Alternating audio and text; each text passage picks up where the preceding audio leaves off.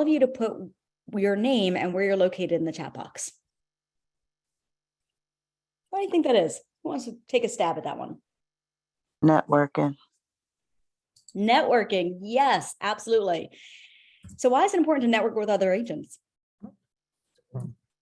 Referrals. There you go. Nail on the head right there. Referrals.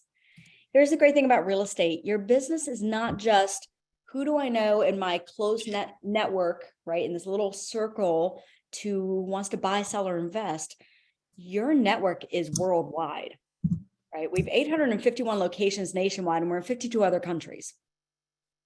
So it is about relationships with other agents as well, right? To network. So yes, absolutely. Take note of who's on the Zoom, because here's the thing with Ignite. The Ignite sessions go from tonight all the way until February 21st. Okay. I'm going to share my screen right now. So tonight we are kicking it off, sparking a great career. Okay.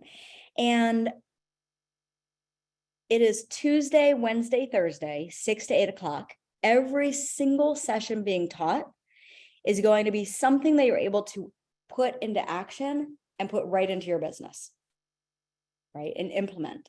The agents who what we call graduate Ignite, agents who graduate Ignite, meaning you attend all the sessions or at least only miss 3. We know life happens. We know things come up.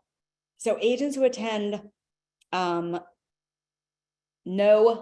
less than 3. Wow. It has been, I've been working since 8 a.m. I just got home from the office. Now I'm at my home office. It's going to be a fun night. So agents who graduate Ignite outproduce agents who don't by over 150%. Put it this way, agents who typically graduate Ignite almost always have, whether it's a closing or almost to a closing, meaning you have someone active you are working with within your first, by the end of Ignite. So if you follow Ignite and you take action, you do the things that, you know, each night is going to be walked through, you're going to be having action items, right? You'll have business at the end of it. Very simple, but not easy because it takes work. So, oh, I see a hand raised. Wayne. Oh, no, he put his hand down. Okay. Just by saying, hey, Wayne. All right, let's dive into what this is all about. So each of the nights, you're going to have a different instructor.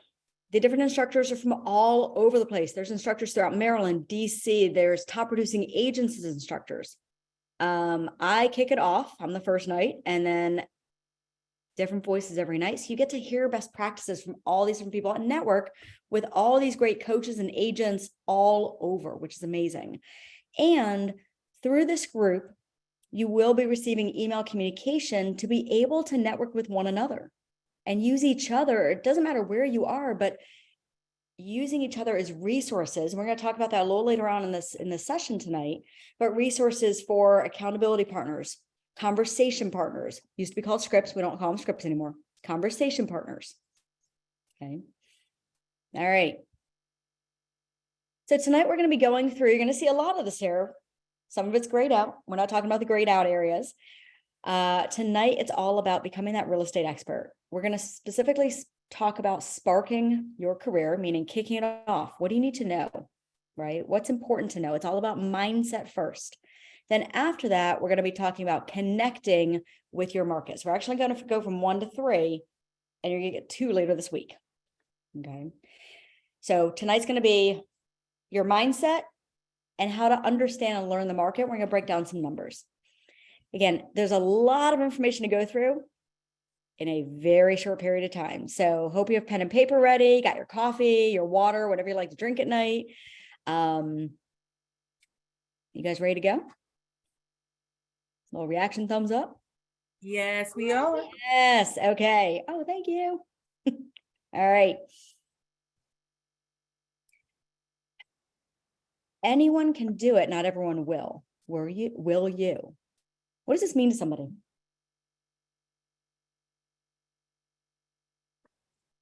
What is it saying? All right, hi, my name is Amari, and I got it. So I think anybody can pretty much like, it's like it's simple enough that anyone can do it, but nobody will actually, or not everyone will take the action to do it or complete it. Yeah, not everybody.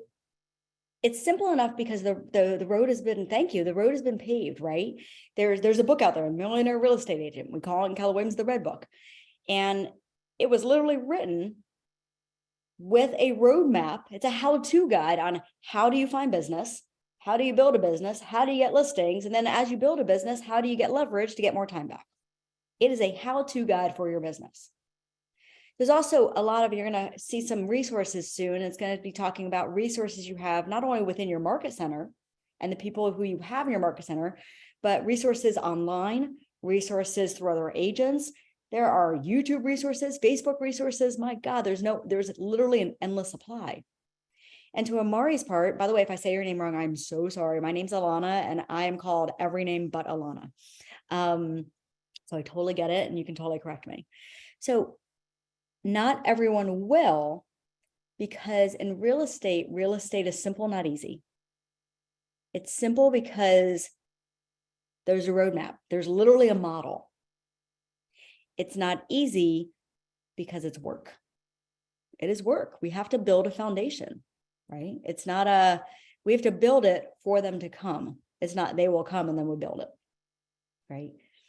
Wayne, see your hand raised. What's up? Yeah, hey, Ms. Alana. So this quote reminds me of something like an exchange that happened in our class when I was taking classes last year. And basically, the teacher had expressed that there was over, and please correct me if you know the number, like in Maryland, there's about like 22,000 agents or something like that. And she's like, you got competition, there's about 22,000, licensed agents. And I raised my hand and I said, but how many of them are actually working? And she was like, yeah, that's the thing. She goes, not many. She's like, not many are really, doing their best. So people are in the business, but like the top 10% is making like the majority of the money in real estate. So yeah, and wait, I'm glad you brought that. I'm so glad you brought that up because in just a second here, I'm going to be talking about the 80-20 principle, and I'm going to use what you just said in that example and give you some real life stats. Now, here's the thing. You're going to hear things tonight. I hope it's okay with everyone. If it's not, it will be. You will hear things that might scare you a little bit, or it might push you a little bit, or it might inspire you a little bit, right? And I want you to take everything you're hearing, and if out of each of the Ignite sessions, if you walk away with two things, one action item you're going to do regarding your business, working in your business, right, to produce, and you're going to walk away tonight with one. And the second is, especially for tonight, one way you are going to stay motivated, stay engaged, right? Real estate is a mindset game. Anybody want to take a guess, mindset wise, what percentage of mindset do you think real estate is? 80, probably 20 to the 80. No, I'm sorry, probably 80 to the 20. Yeah, So like I super bet you close. 20% is the work, is like because the way you was expressing it is that it's pretty much the same, like it's pretty much a guide map, roadmap. If you do this, you check that box, check that box, check that box, and then the rest is just knowing how to customer service pretty much. Yeah, and it's so really close there with the 80%. I'm actually going to raise you and say real estate is 100% mindset, and here's why. We wake up every morning. So as real estate, we sit through the 60-hour class, or depending on your different states, might be different hours. Okay. We take a test. By the way, the class and the test teach us nothing about real estate, right? Doesn't teach us what we want to know about real estate. And then we get in and it's like drinking from a fire hose. And by the way, the next few weeks of Ignite, it's going to feel that way, and be okay with that. Be okay with that feeling of drinking from a fire hose, because things are seeping in. You're going to gain so much knowledge. And then over time, you're going to use that knowledge and put it into practice, right? Real estate is not a a race, it's a journey. So I want to talk to you a little bit about the 6 personal perspectives. And this is actually perfect timing because tomorrow, if anybody's in Maryland and you are anywhere near Columbia tomorrow, I'm actually teaching this in the Keller Williams Columbia office from 1 to 4 with myself and another partner are teaching these 6 personal perspectives, only in person. Sorry, non-Zoom tomorrow. But if you're around, it's free and open to all agents. Stop on by.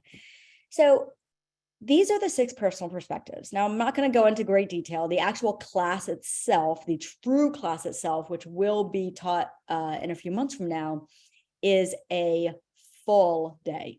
It is a 9 to 5 class because each of these is a topic in itself. But I do want to touch on each of these.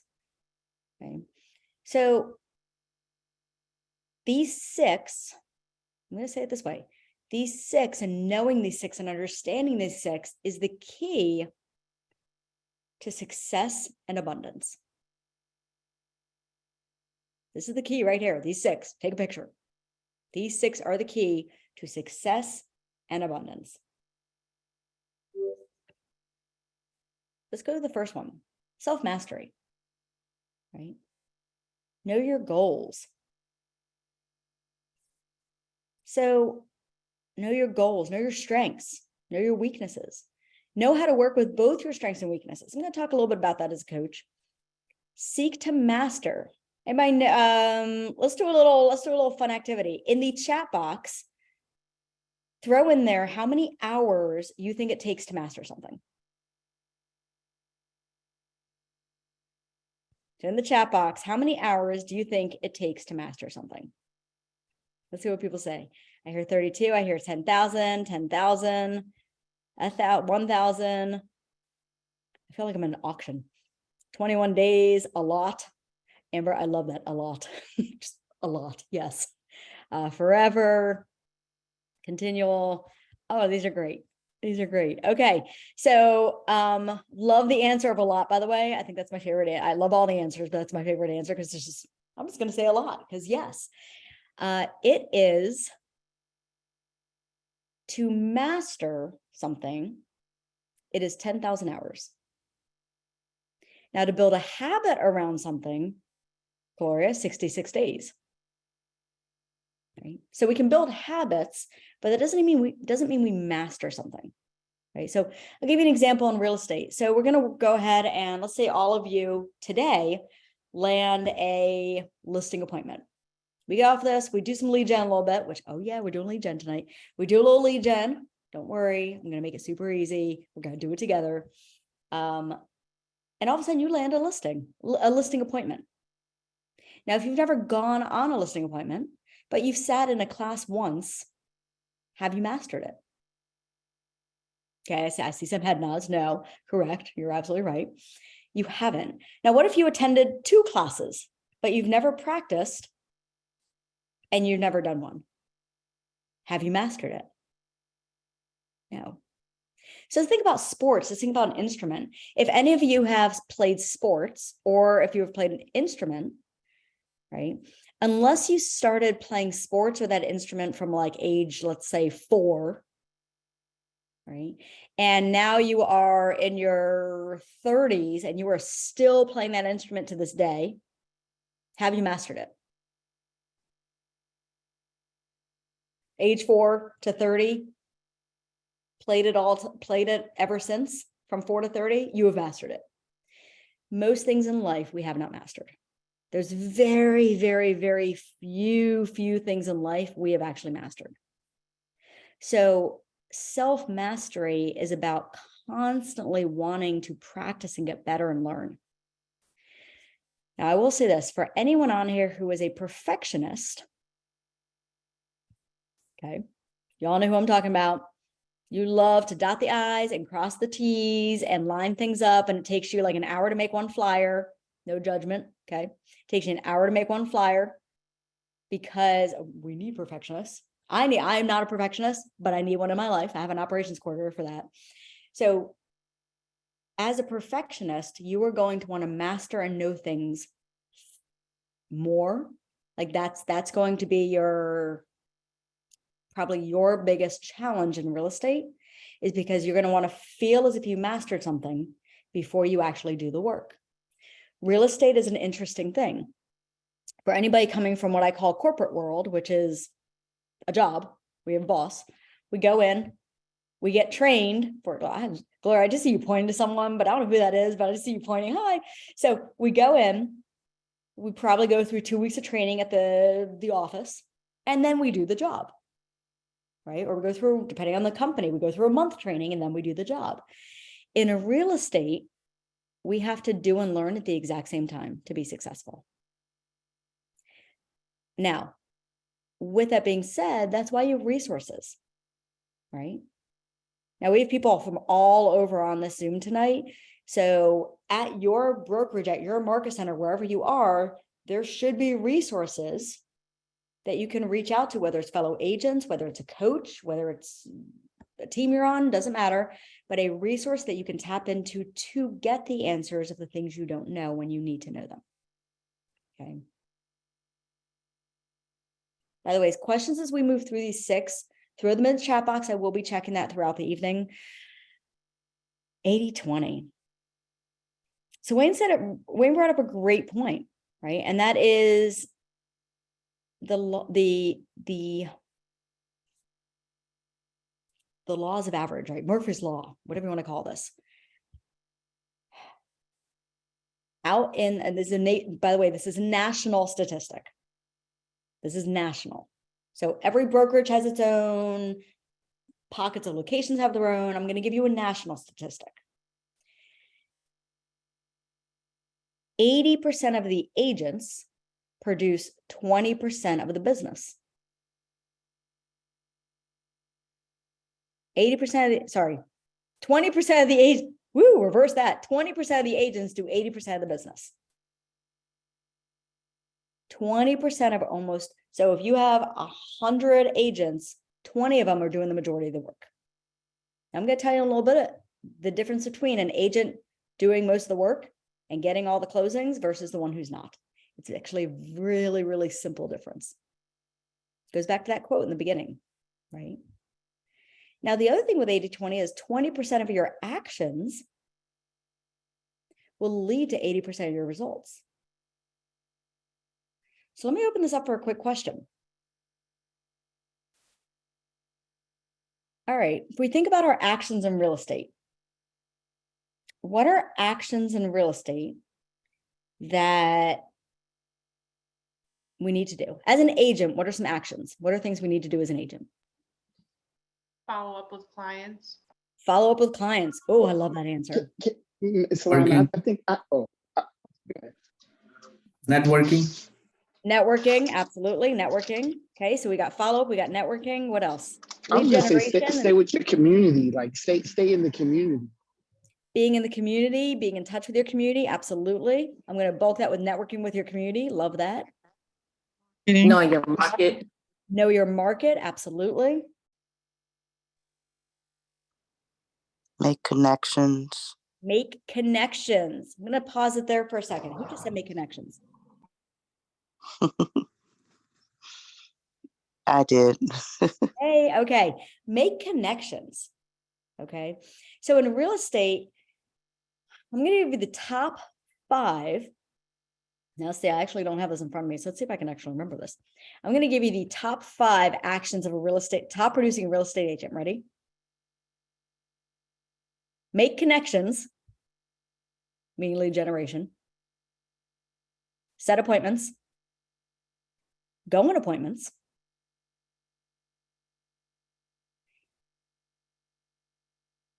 Get agreements. What am I trying to say? Negotiations. That's where I was going with that. Negotiations. And practicing our craft, meaning our conversation.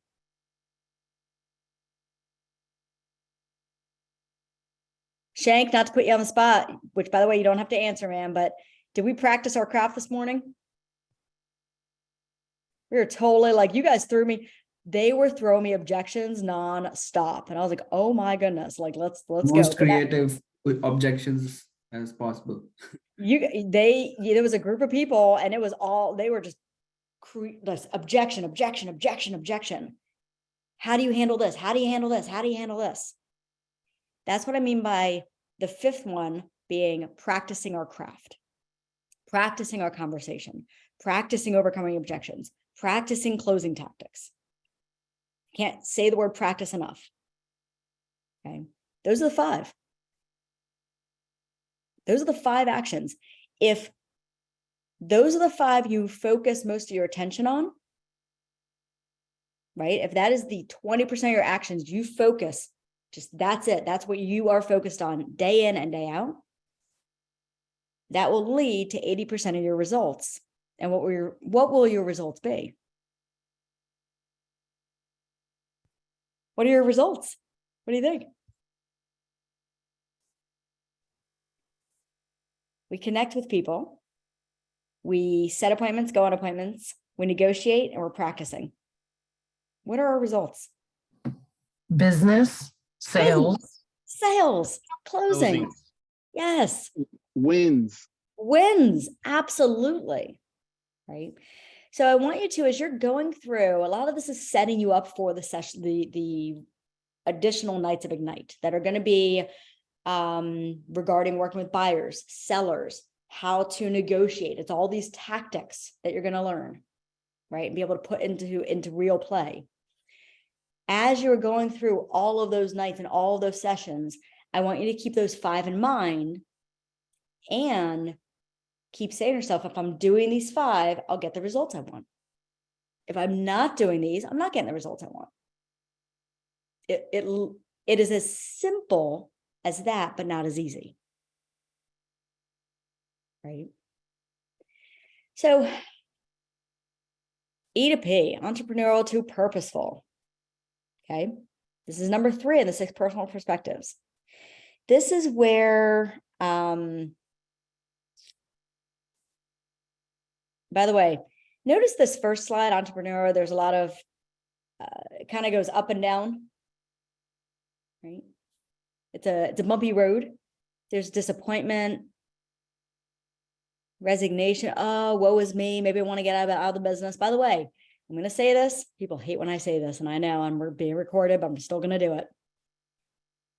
Almost every real estate agent, and by the way, if you've been in the business over a year, use if you've been in the business over a year, and this is true for you, you've experienced that, use the reaction button at the bottom and just put a little thumbs up.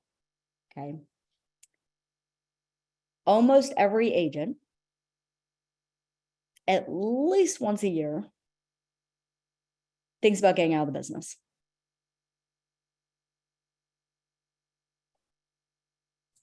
Now I'm say that again. Oh, I see you thumbs up. Almost every agent. I've actually not met one who did not come across. I have now been a coach since 2015. I got in the business in 2015. I started as an inside sales associate. I was setting appointments for a team. I was a lead gen machine where I dialed 300 to 500 numbers a day. I talked to 30 to 40 people a day. I was on the phone for 6 hours a day. Some of you are probably making a face right now that I can't see because I only have a few blocks on my screen. You're probably like, oh my God. Yes. But I was averaging setting 8 to 10 appointments a week. Kind of huge. Then moved into being an agent, wore multiple hats since then. 2017, I actually had the opportunity to become a coach with Keller Williams, and I have been a coach ever since, and now also co-owner of a brokerage. So what I'm saying doesn't come from just me, although this was true for myself as well. Every year, it happens. There's a moment. But number 2 here, right? We get started, we get so excited. We start building. You're like, yes, I'm building. This is awesome. I'm in the business. I'm getting my flyers ready, my website. I'm an agent. And then all of a sudden you realize, oh shoot, it takes activity after activity after activity after routine after routine after habit building to finally get business. And then you have to keep doing it to keep getting business. Now, what's great is as you build it, it becomes easier. But in the beginning, it's not, it's a hill, right? And then you have disappointment that happens. You will have things that fall through. You will have clients that fire you. You will have settlements that don't settle. There's no such thing as 100% in the business. You will have things happen in life. That's why I say real estate's a 100% mindset game. We wake up every morning, we make a choice on what we're going to do with our real estate business.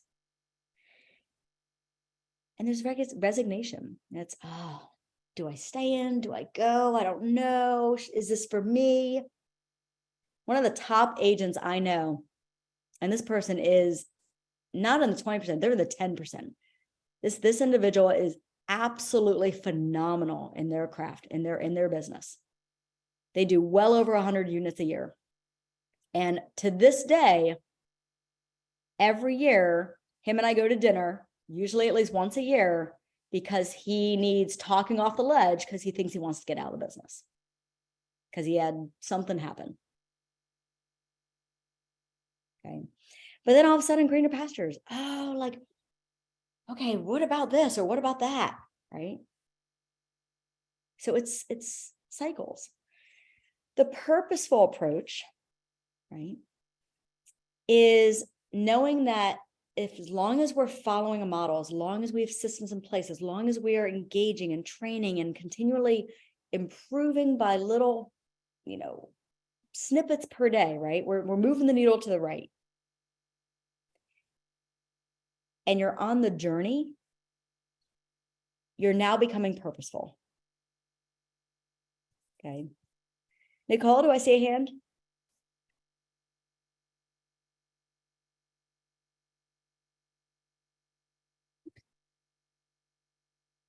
Okay.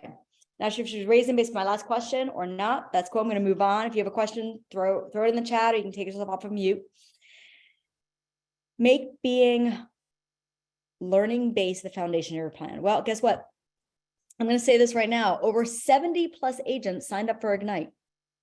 Over 70 plus agents signed up for Ignite. There are 35 of you right now. That automatically says that the 35 of you are learning based. You showing up says you're learning based. Right? Now, you showing up tomorrow night for the next Ignite, and Thursday night, and the next Tuesday, and the next Wednesday. Now, again, life happens. You might have a night you have to miss. You might not feel well one night. Something might come up with family. We get that. Ignite repeats every quarter. You just write down that session's name and catch it next quarter. But you just showing up, you're learning based. Stephanie, do I see a hand? Yes, on the purposeful slide, what does models represent? Which is what? Models, number 2, on the purposeful approach. I love that question. All right. I'm going to attempt something right now. I'm going to go off script because that's a great question. So I'm going to answer it for you. And can everybody see the whiteboard? Yes. All right. I am going to make an attempt to draw this on the whiteboard right now. We're going to see how it works out. Okay. Nope. Okay, come on. Let me draw a thing. That is not going to work out, is it? There we go. It's working now. Okay. There we go. I figured it out. All right. What did I just draw?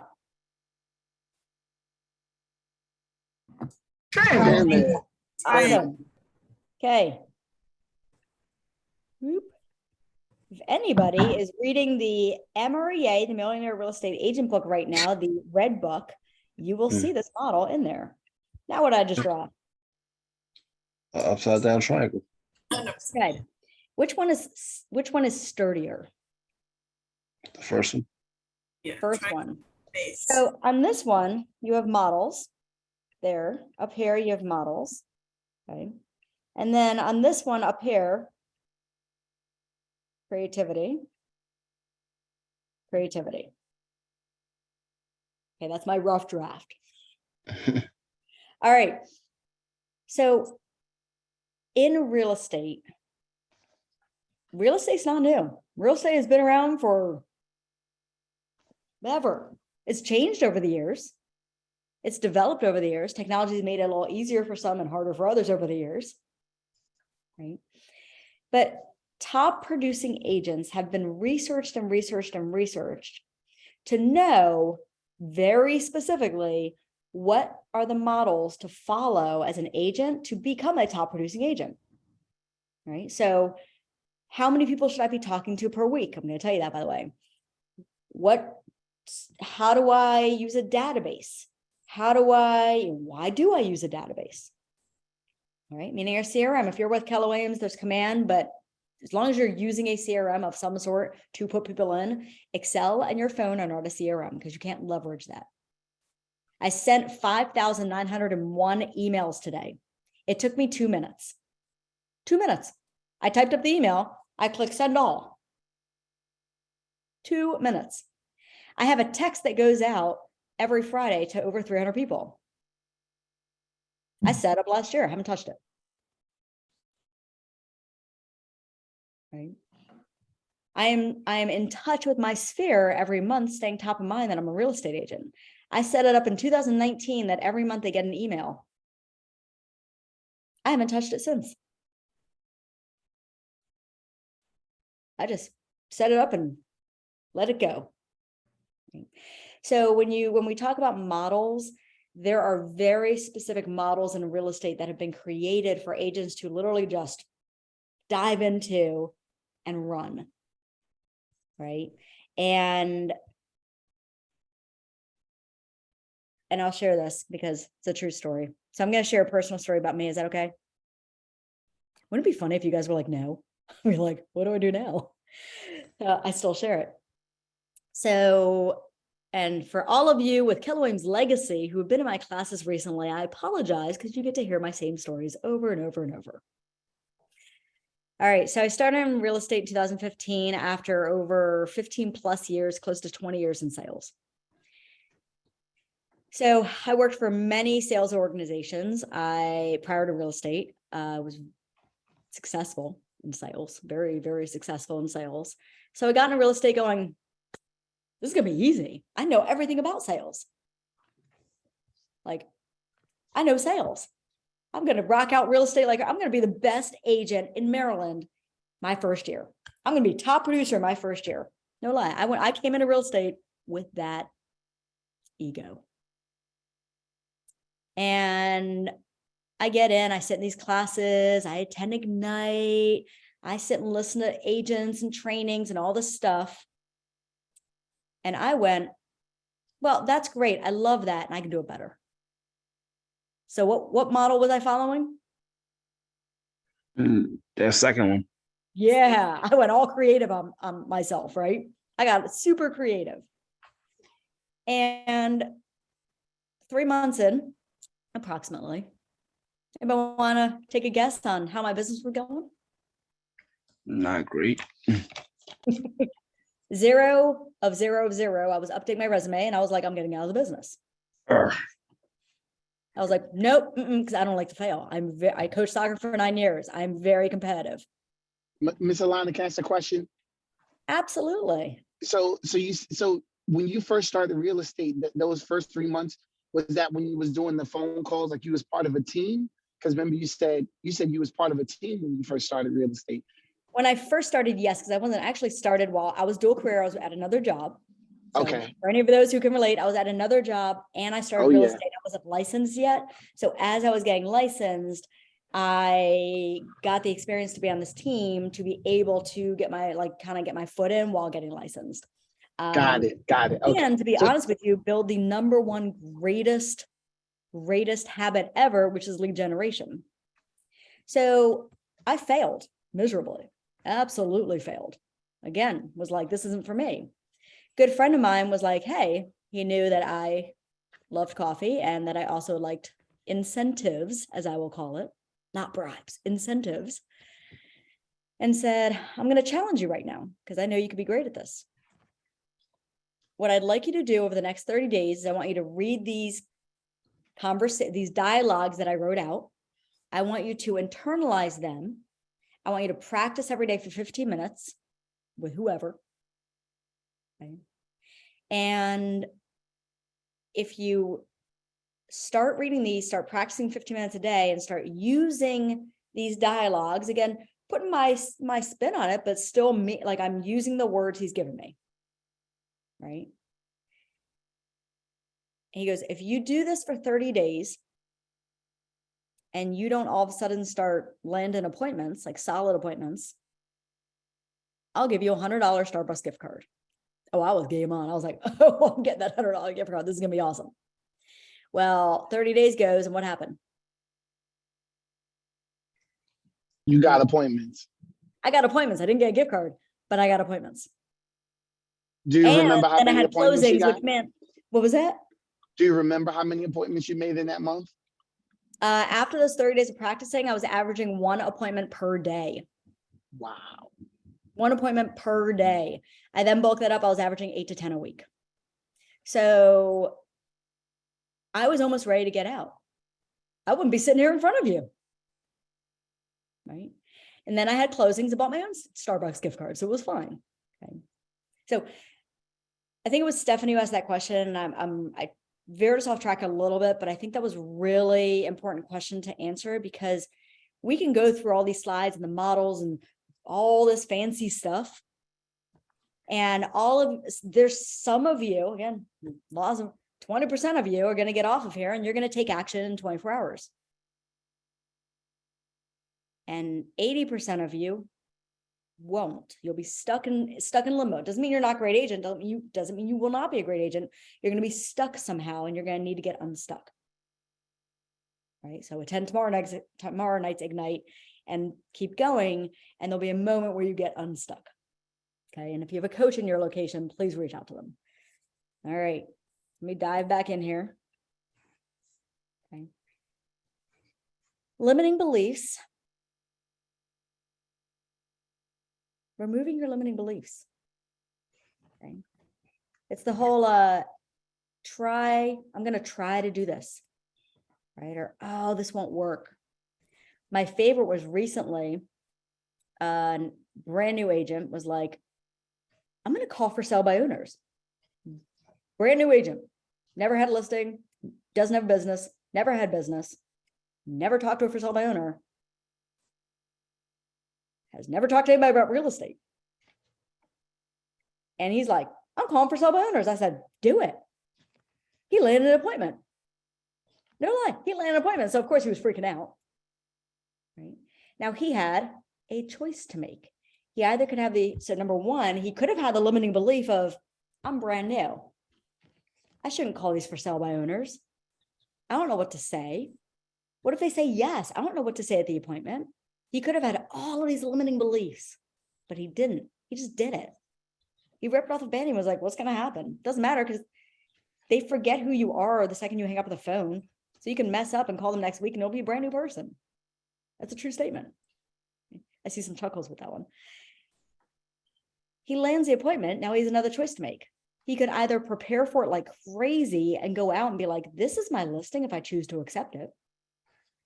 Or he could have the limiting belief of, oh my God, I'm new. I've never had a listing. This guy's not going to hire me.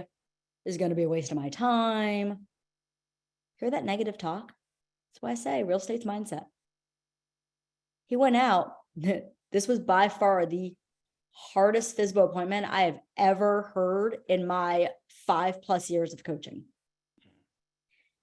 This for sale by owner literally interviewed 8 agents in one day. And one of the agents was walking in before their appointment ended. And this owner pitted them against each other. By the way, this was last week.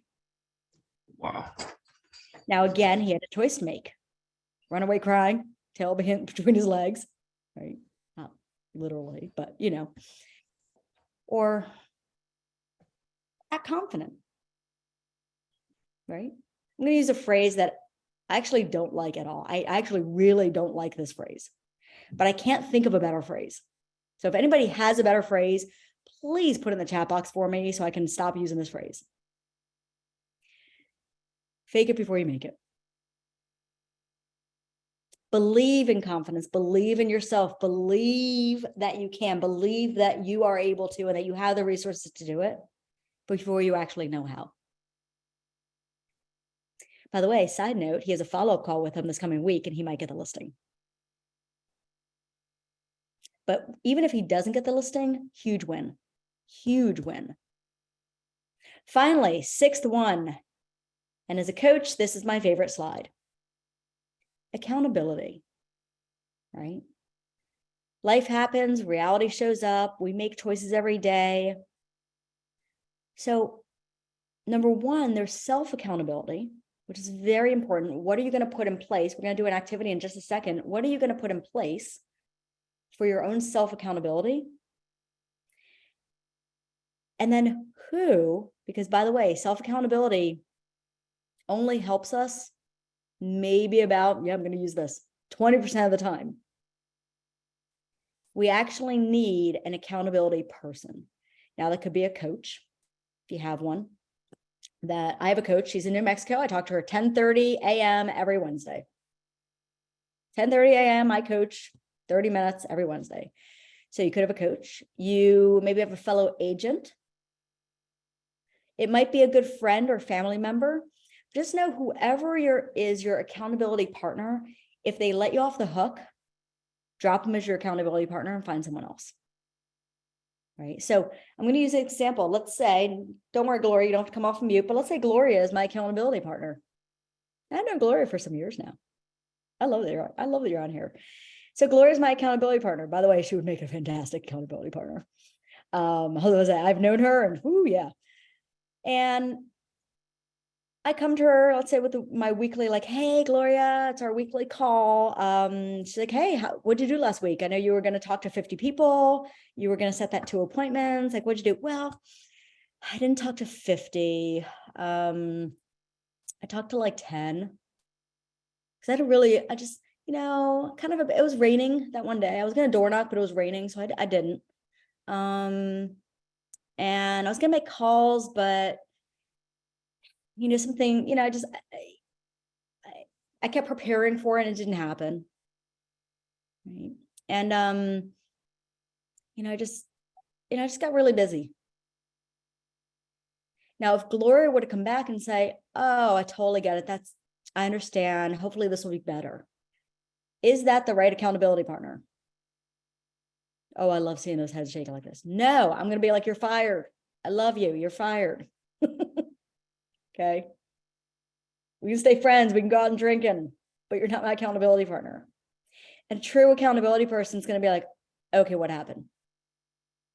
What are you going to do different?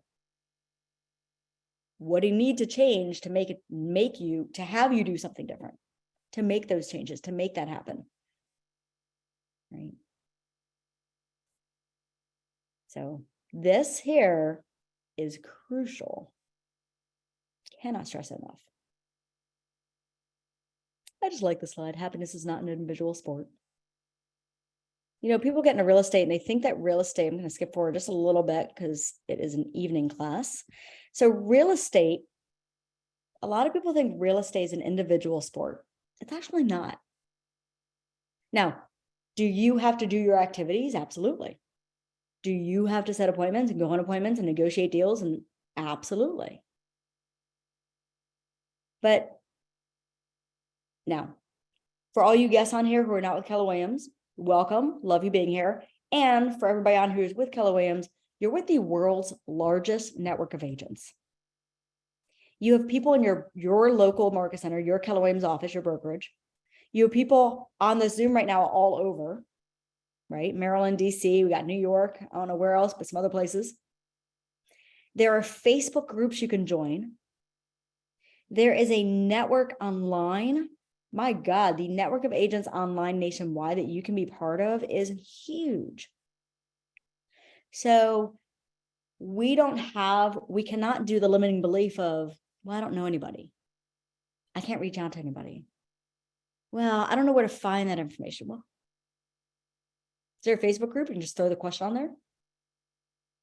Is there a group of people, Ignite, that you can just throw the question out there with them? Right? Get rid of your limiting beliefs. All right. Activity time. Oh, I love this. All right. Today is, I love the blank 1 year from now, because I don't even know what today's date is. January 24th. So today is January 24th. Yes, please take a picture of the slide. Thank you, Gloria. Today is January 24th, 2024. Oh, that's fun. Your business is thriving. Your life is everything you dreamed of.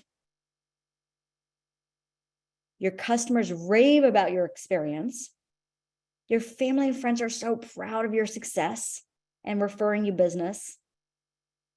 You're helping others live their dreams of owning homes. You're building a foundation and momentum for your entire career in real estate. It's the journey, remember? And the income you desire for the life you want to live. You are the top agent in your market center. Or if it's your first year in real estate, you just became Rookie of the Year and you won the Rookie of the Year award. By the way, that does exist. That's a real thing. You're so busy that you are ready to leverage and hire your first assistant, part-time or full-time. You are on the path to fill in the blank. So all of these things, we are all on a Zoom together. Actually, better yet, we're all in person together.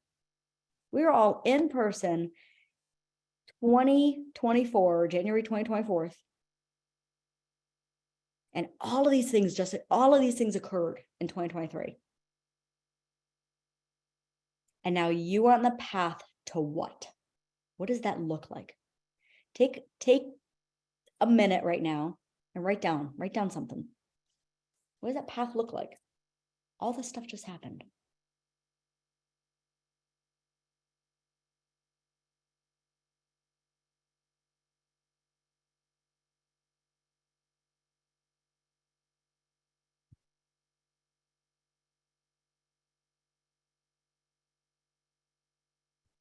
Now, as you're putting that down, feel free to go in the chat box. And if you want to share what you wrote, throw it in the chat box, please. I'd love to see all your great, like, where are you? What does that look like? What are you doing? Where do you live? What are you driving? What does your life look like? Where are you traveling to?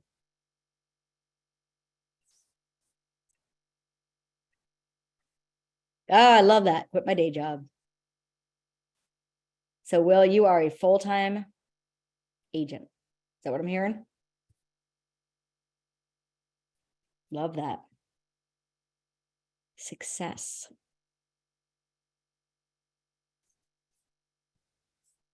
Generational wealth. Building a team.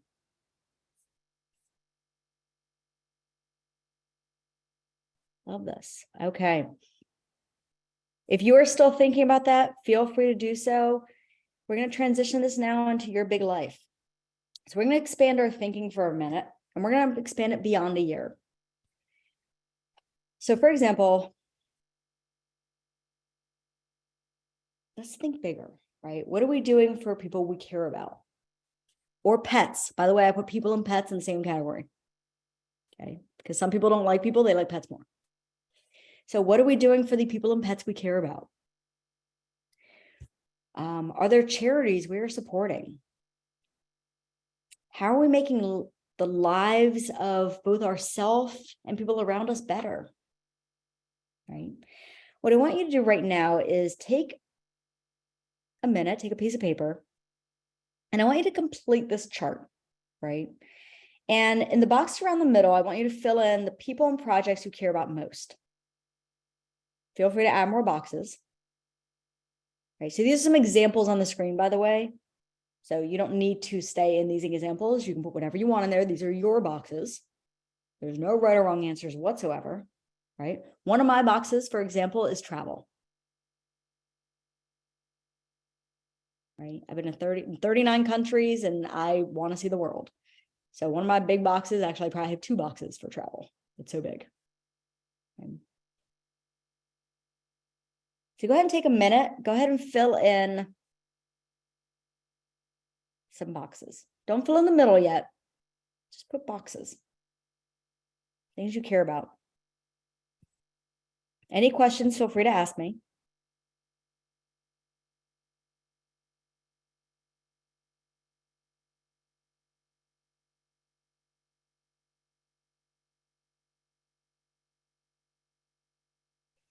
As you're doing that, think about what's the money you want to put towards each of those. So for example, for this example, it says, one of the boxes says donate. Does this say cat? I think I'm reading cat. So donate to a cat habitat. Well, I love that. I have 2 cats and I'm really surprised you guys have not heard them yet because they were sitting next to me. And they're like, I want to be able to donate $5,000 to a cat habitat. Get through school debt free.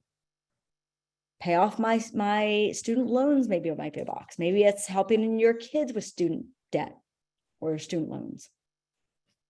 Right? One of them is paying off mortgage. Maybe it's your mortgage. Maybe it's the family member's mortgage. Maybe it's just simply getting debt free. Right? So one of mine is travel.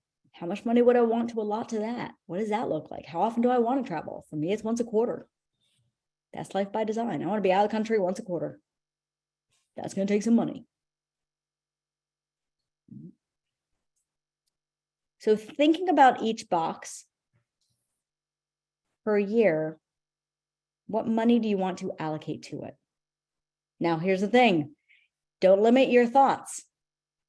If you've never thought this big before, this is going to get you out of your comfort zone a little bit, and that's good because you're thinking about things. Some people are like, yeah, I'm good with this. I'm good with this. If we've never thought about this, when I got into real estate, this activity was very uncomfortable for me because I did not grow up with a lot of money. I did not grow up. I mean, I had student debt till I was like 30 something. We struggled. So thinking about money, thinking about something bigger was hard. Right? Even just thinking about owning a new car was difficult for me. I always had like old junkers. So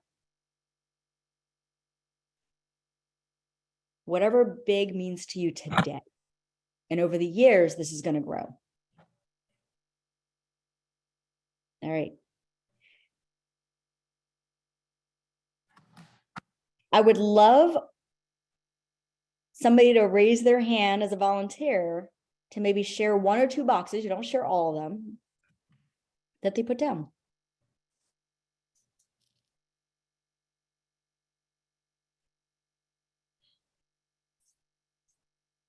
Anybody?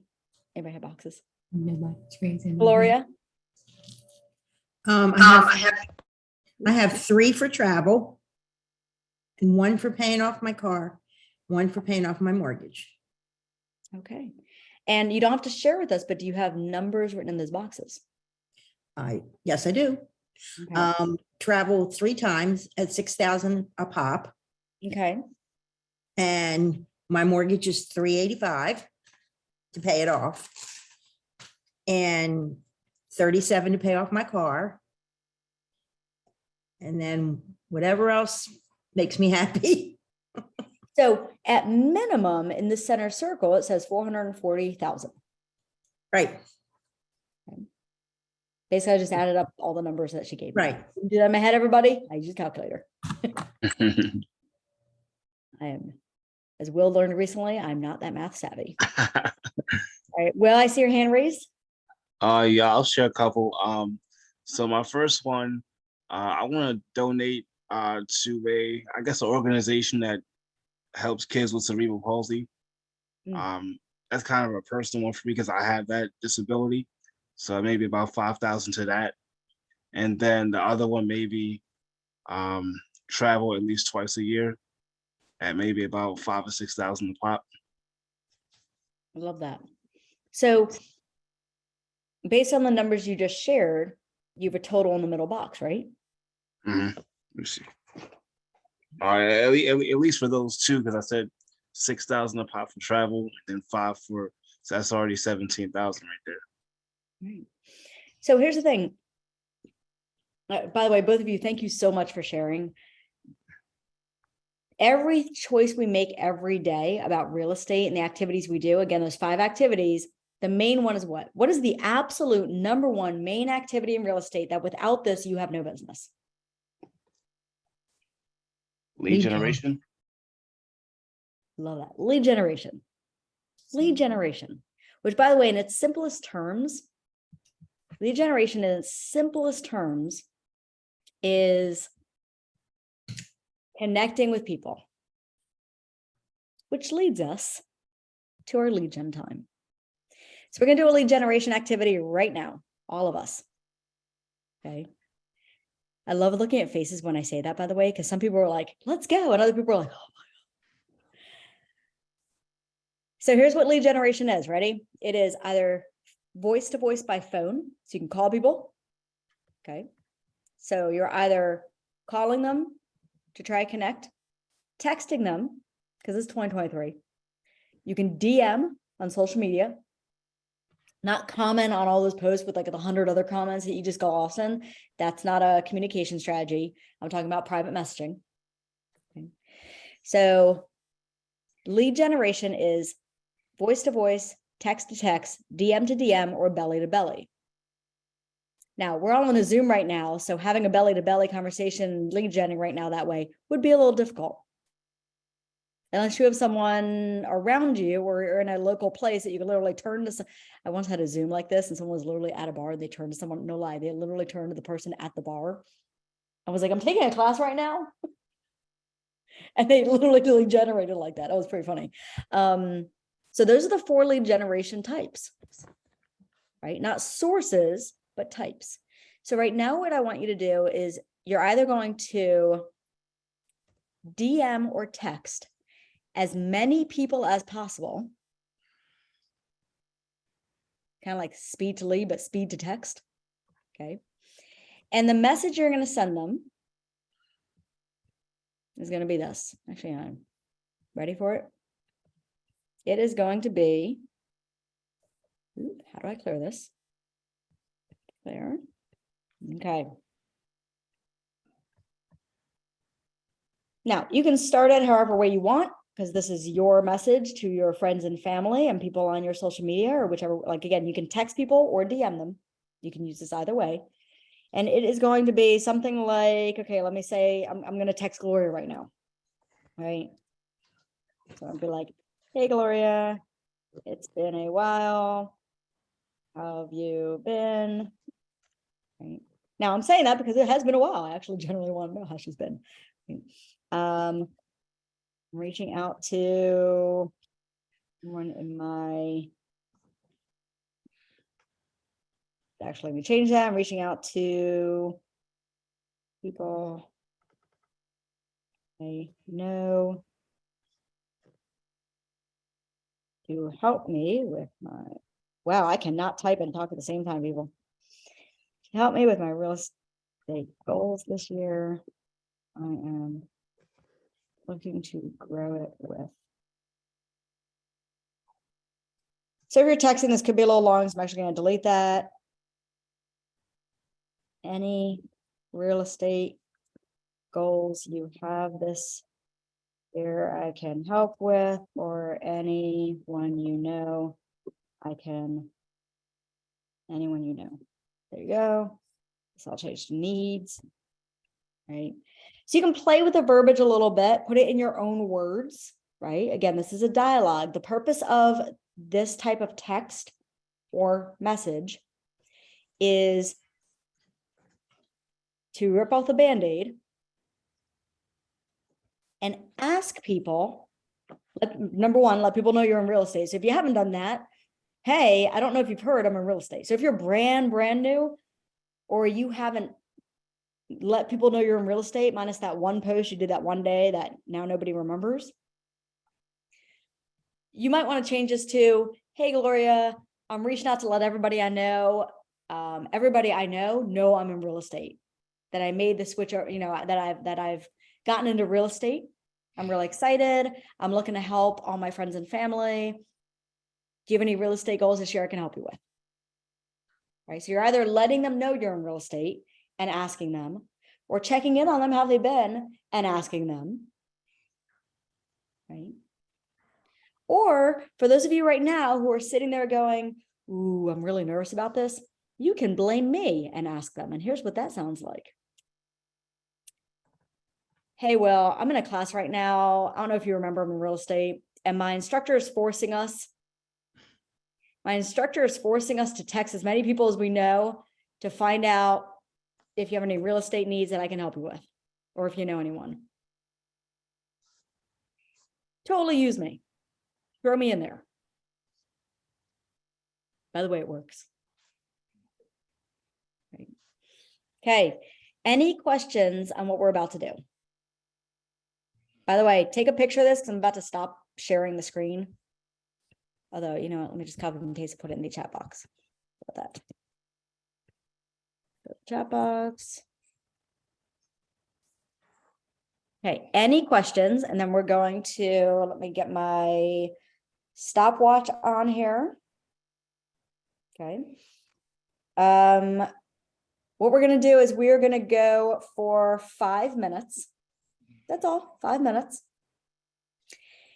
And in 5 minutes, we're going to see how many people you can text and DM this message to, or something similar. Copy and paste is a wonderful thing, guys. Mhm. You're just changing their name. And when we come back in 5 minutes, I'm going to ask you in the chat box to throw in your number, right? Did you send it to 4? Did you send it to 20? Did you send it to 5? Okay, this is a trust exercise. I'm just going to trust your number's real. Any questions? So you are texting or private messaging on social media to either let people know you're in real estate, remind them you're in real estate, or check in on them and see if they have any real estate needs. Any of the above work. Any questions? No? All right, I'm starting the timer right now, and we're coming back in 5 minutes. Go.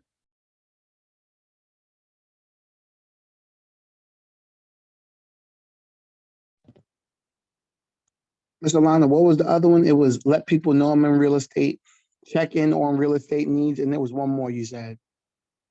Oh, or remind them.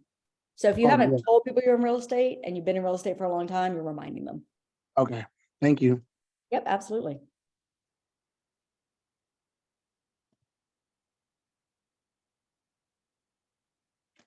I'm gonna send you a message, Ms. Alana.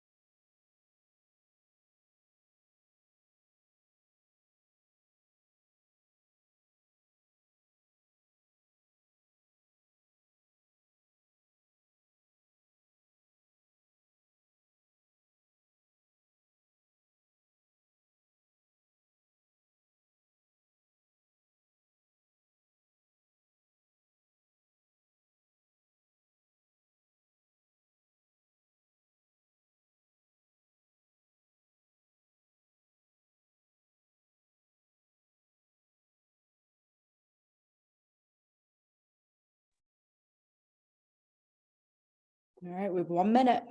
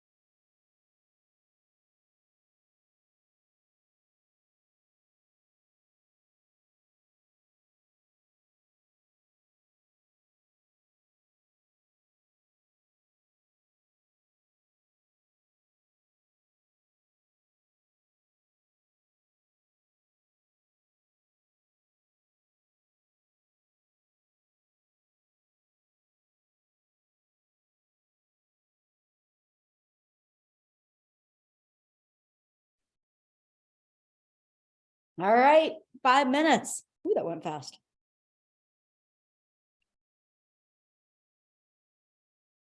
Come on back. All right, throw in the chat box the number of people you reached out to, not the number of people who got back to you. I'm going to talk about that in a second. Just how many did you send it to? 5, 8, 2, 5. Okay, so 8's the winner so far. I see another 8. Oh, I'm seeing double 8s. Okay, 3, 10. Okay. That was definitely some copy and pasting done. Okay. Okay. 5, translate. Got it. This is awesome. Okay. So now what I want everybody to do, I'm going to give a little reactions here. I want everybody to give yourself a pat on the back. Give yourself a high five. Give yourself a pat on the back. You just lead generated. That's lead generation right there. Don't overthink it. Okay.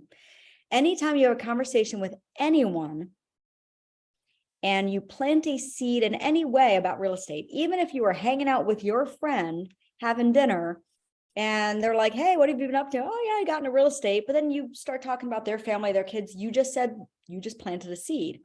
Doesn't mean you have to have a full conversation. It doesn't mean they're buying or selling. It doesn't mean they even want to talk to you about it. Lead generation is simply connecting with people and planting seeds. Okay. Was that difficult? Yes, no, maybe. Absolutely terrifying. Thank you for being honest. Unless you're being sarcastic. I'm really gullible, so I can't tell Completely sometimes. being honest. Okay. Honest. Hmm? Completely honest. So let me ask, what makes it, I love that you said that. What makes it terrifying? Rejection. Of course. Rejection. So absolutely. So there's 2 things in real estate that we're most afraid of. The yes and the no. Sometimes we're actually more afraid of the yes than the no. As an agent, if you haven't had 3 closings, that's like the magic number. If you haven't had 3 closings, the yes is terrifying because, oh my God, what if I call people? What if I text people? What if somebody says yes? What do I do? You reach out to your resources and you get help and you just do. You just ask them questions. Hey, why is someone looking to buy? Why do they want to sell? Now, the no part, that is building thick skin. That's going to take some time. I wish I had a magic wand to be like, was that Charity who said that? I wish I had Yes. a magic wand that I could be like, psh, no more rejection. But that doesn't exist. Right? Sorry. So we have to understand, I play little games. So dialing 300 to 500 people a day, talking to 30 to 40 people a day by phone, mostly expireds and for sale by owners. Do you think I might have heard some rejection? Somebody today heard a story about a whole new language I learned one day from somebody. We're recording right now, so I can't share that language. And no, it was not Italian. Okay. It was lots of words used. And to assist with the rejection, there's a few things that can help. One is you rip off the Band-Aid and you just keep saying nothing bad can happen. Worst that happens, they hang up. Worst that happens, they say some words and then hang up. That's the worst that happens. Okay. Do we like it? No. Does it happen? Yes. And the more no's we get, the closer we are to a yes. So I like to play a little game with myself when people say no, and it's, or if people say other words, and it's, wow, God, that person must be having a really bad day. Their significant other probably just left them. They got fired. They spilled coffee on themselves. They crashed their car. Like, I literally make up a story. Like, I will say a story in my head about that person who just rejected me. Right. The story I shared this morning with people, which was a true story, is the first time I ever called for sale by owner 4 months into the business. Right. And he screamed so loud at me with so many words. So many words. His name is Joe. Never forget him. And I just, oh my God. I wish you the best. You know, hey, have an amazing day. Click. Tone with kindness. And then I just made up a story in my head and I called back a week later. And then I called back a week later. And I called back a week later. Right. I ended up landing the appointment. I decided not to take the listing. That's a whole nother story. But I ended up landing the appointment after 12 follow-ups. However, here's the interesting part. So Charity, to your point about rejection, he completely rejected me. Like, it was like, oh, hand claps. It was like pure rejection.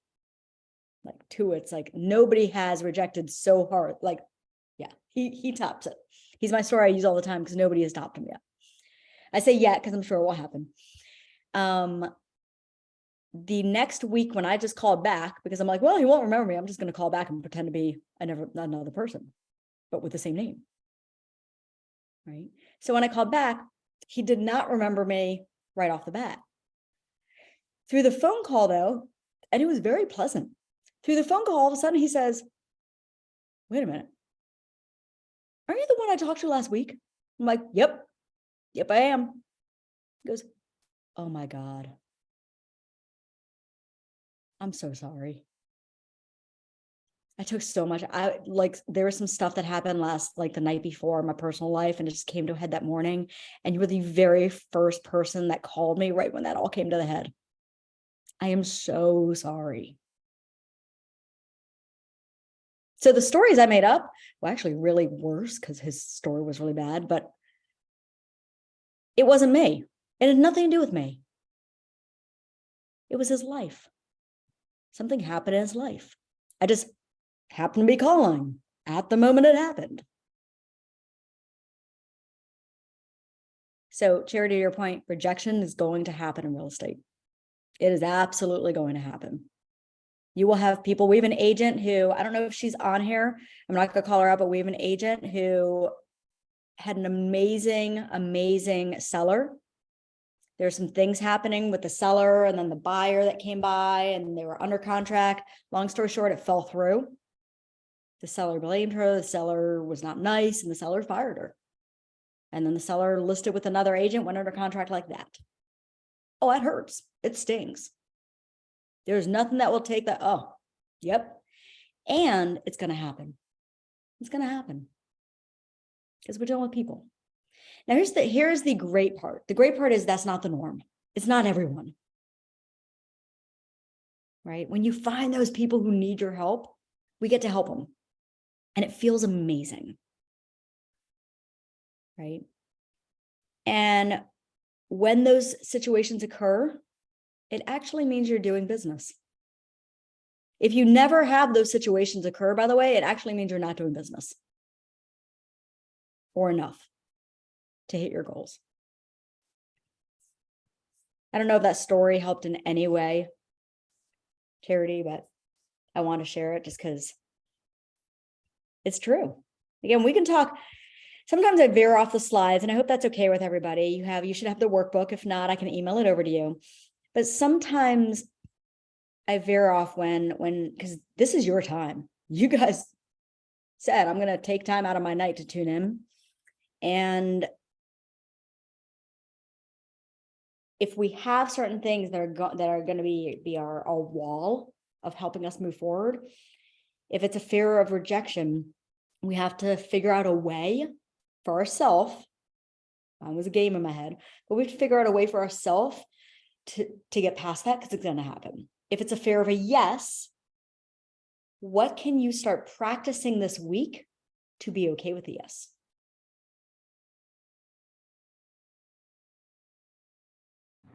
I would like a Bible of speeches.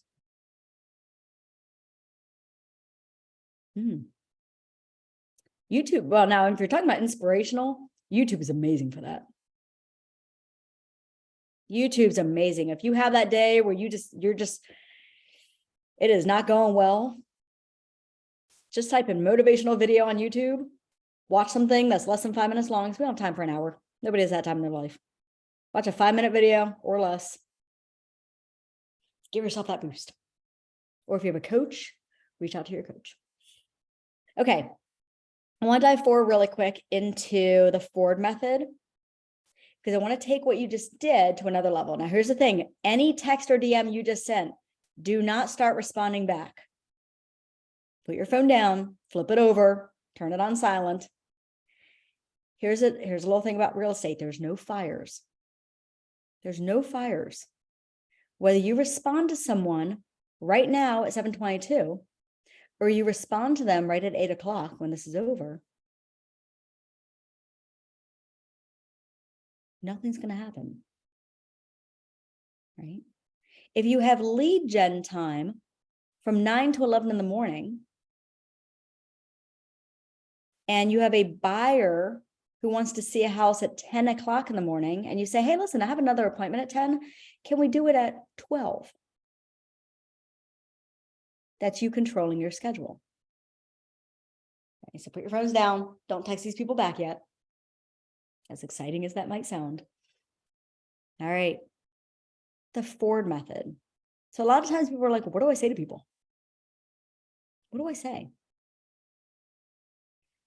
And this is a little cheat sheet for you. Feel free to take a picture. This is a cheat sheet. What the cheat sheet goes through is, now here's the thing. This is what it does not sound like. I'm not going to call Will right now and be like, hey, Will, oh my God, how's your mom? How's your brother? Tell me about the family. How's work going? Work's going well. Your occupation is great. Great. What are you into these days? Like, what hobbies are you doing? Like, what are you up to? Awesome. Tell me about your dreams. That is not how you use the Ford method, because that would be really awkward. Instead, what you want to do is you want to bring up one, maybe two of these in your conversations. Now, this is with a buyer, a seller, a friend, a family, literally anybody you talk to, right? Because this Ford method allows you to build a relationship. Questions on this? Just to give a quick demonstration, what this might sound like is, let's say that I haven't talked to Naima in a while, and I call Naima and I'm like, hey, Naima, God, it's been forever. Like, how have you been? What have you been up to these days? Right? And she goes, oh God, I've just been busy working. It's been so long. Like, what are you doing these days? I'm on occupation. Oh yeah, I'm in real estate. Oh my God, me too. Right? Like, she'll talk about occupation for a while. And I'm going to feed down that path. I'm just going to listen to respond. This is not a script. This is a conversation. I am listening to what she's saying to be able to respond back as a friend or a soon-to-be friend if it's a stranger. Right? All right. Questions on this Ford method? No? All right, we're going to switch gears really quick. While we are switching gears, I just need to pull up the next slide here. There we go. So while we're switching gears,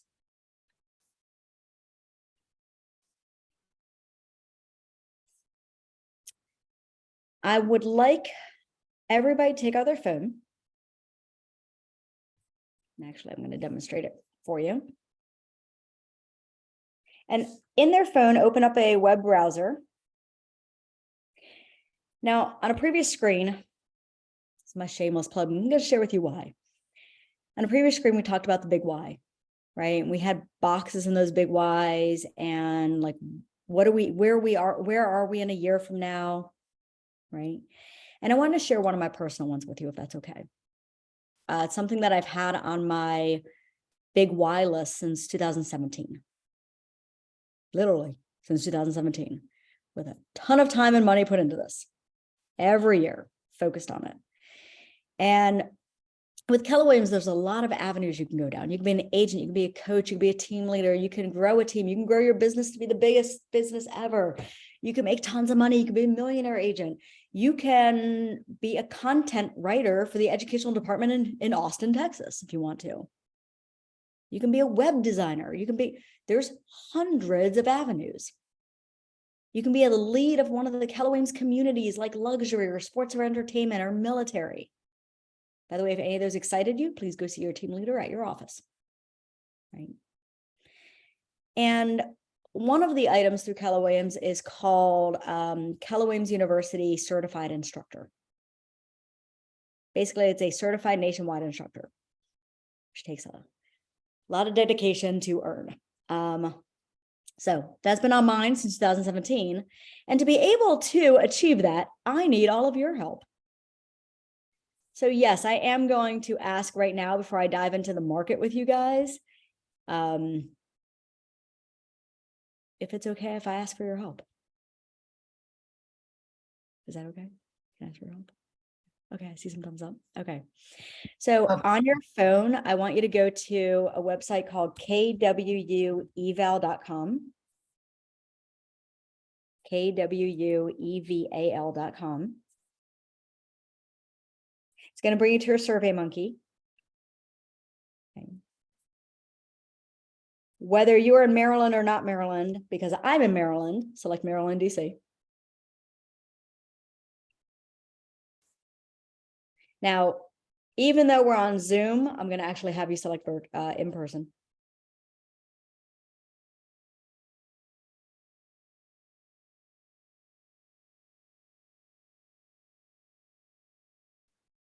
The name of this course is Spark Your Career. Ignite One, Spark Your Career.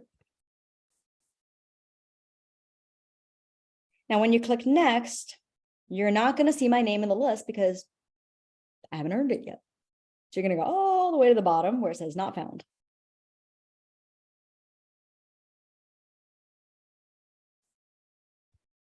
And then let me type in my name for all of you to see it. I like to make things difficult with a hyphenated name.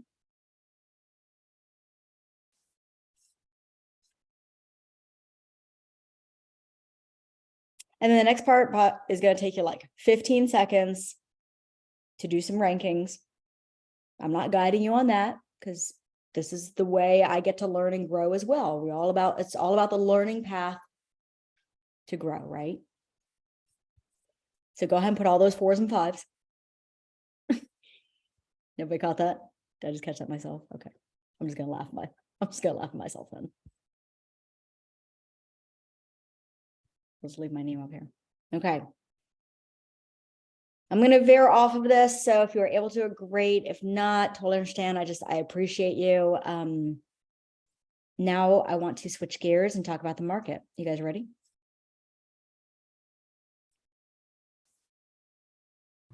Yes.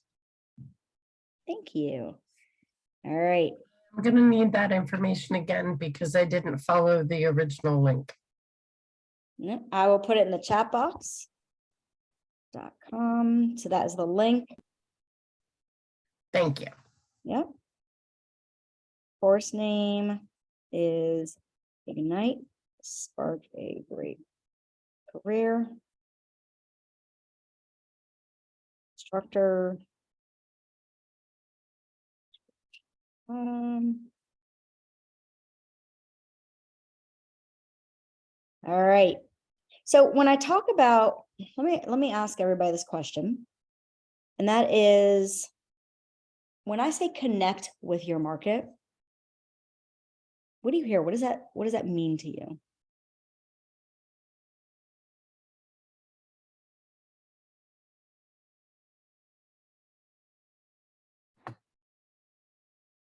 Get in touch with my neighborhood? Get in touch with your neighborhood. We're gonna expand on that. I like that. Get in touch with your neighborhood. Finding your niche. Finding your niche. By the way, don't feel as if you need to find your niche in your first year. You might, and you don't have to. What else? Connecting with your market. Volunteering your neighborhood. Knowing the market. Getting to know other agents and your market center. Getting to know other agents in the market center and within the market, hence Ignite. So tonight, what we're going to talk about is how to actually, in the next 30 minutes, we're going to break down how to build your expertise in the market. So that way, number one, it builds your confidence, right? The more you know the market, the more confident you're going to feel meeting with buyers and sellers. Also, what it allows you to do is it's going to allow you to, what's the words I'm looking for right now? Hone in. I think somebody said neighborhoods. It's going to allow you to hone in certain areas to capture more business. Right.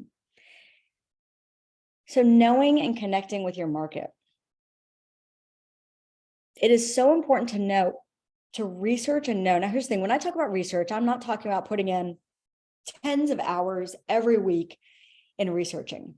I'm going to give you some best practices. And I'm actually going to give you a really fun thing you can do this week or weekend with another agent, with friends or family, right? To get to know the market a little bit. So there's three types of real estate markets. The buyer's market, the balanced market, and the seller's market. Right? Does anybody know what type of market we're in right now? So Buyers. Sellers. Seller's market. Buyers market. So you know what's interesting about today's market right now? We're not quite in a buyer's market, and we're also not quite in a seller's market. We're in what's called a shifted market. A shifted market in real estate comes around every 7 to 11 years. We were supposed to go into a shift. 11 years was 2020. So every prediction was, oh, it's 11 years. It's been 7 to 11. It hasn't happened yet, meaning 2020 was supposed to be our shift. Shift is where it's lower inventory, fewer buyers, fewer this, and an amazing time to thrive. And I'm going to tell you why. 2020, that didn't happen. Does anybody know what happened in 2020 besides COVID? It was a seller's market in 2020. Oh my God. A It crazy turned seller's market. into an insane, it was one of the busiest, craziest markets ever. So an agent who got started as a new agent in 2020, and if any of you is this agent right now, what I'm about to say, don't let this scare you. Just know that you came in with some rose-colored glasses, some blinders on, because that's not a true market. 2020 was not a true market at all. It was an anomaly, if I said that word right?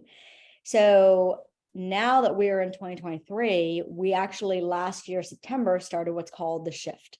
So we're officially in a shifted market, which means that we actually have less than 7 months inventory right now. So more than 7 months, we're a buyer's market. We have less than 7 months right now. We have actually, we're kind of still in the sellers, I guess you could say, because we have less than 5 months, but we're kind of on the creep. We're kind of like in this weird middle ground. Right?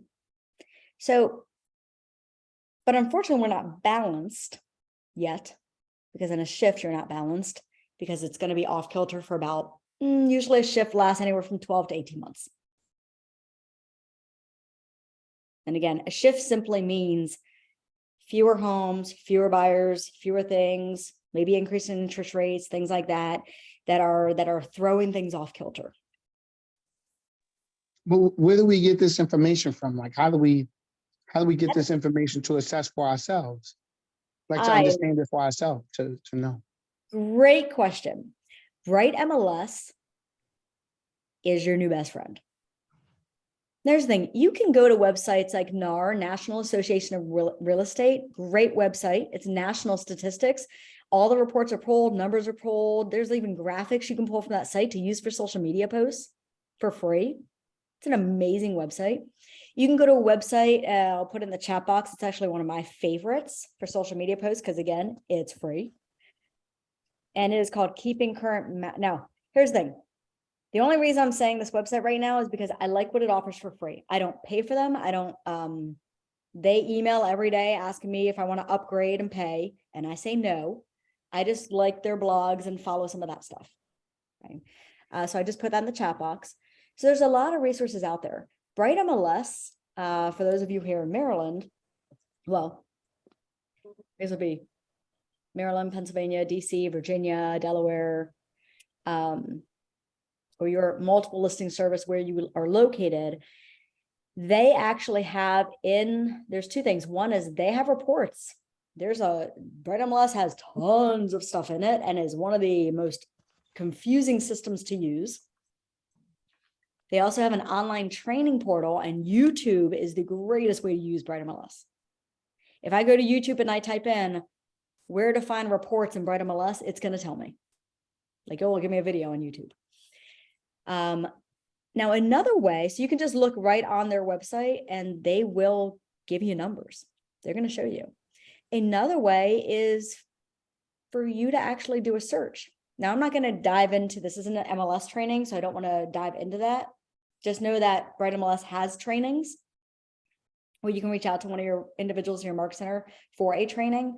But there's a way in Bright MLS where you can pull up, let's say you want to look up a county, right? So let's say you're in Baltimore County and you're like, I want to know what the inventory is in Baltimore County, currently active for the last 7 months.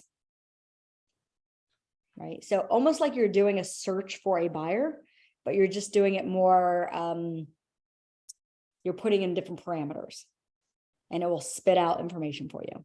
Right. So great question. Hopefully it gave you a few resources to play with. And I say the word play with because get hands-on. You can't break anything. Right. The more hands-on you get, the more you're going to learn. So inventory is the number of properties for sale within a market, right? So knowing what's the inventory in your market, what's the average number of days, right?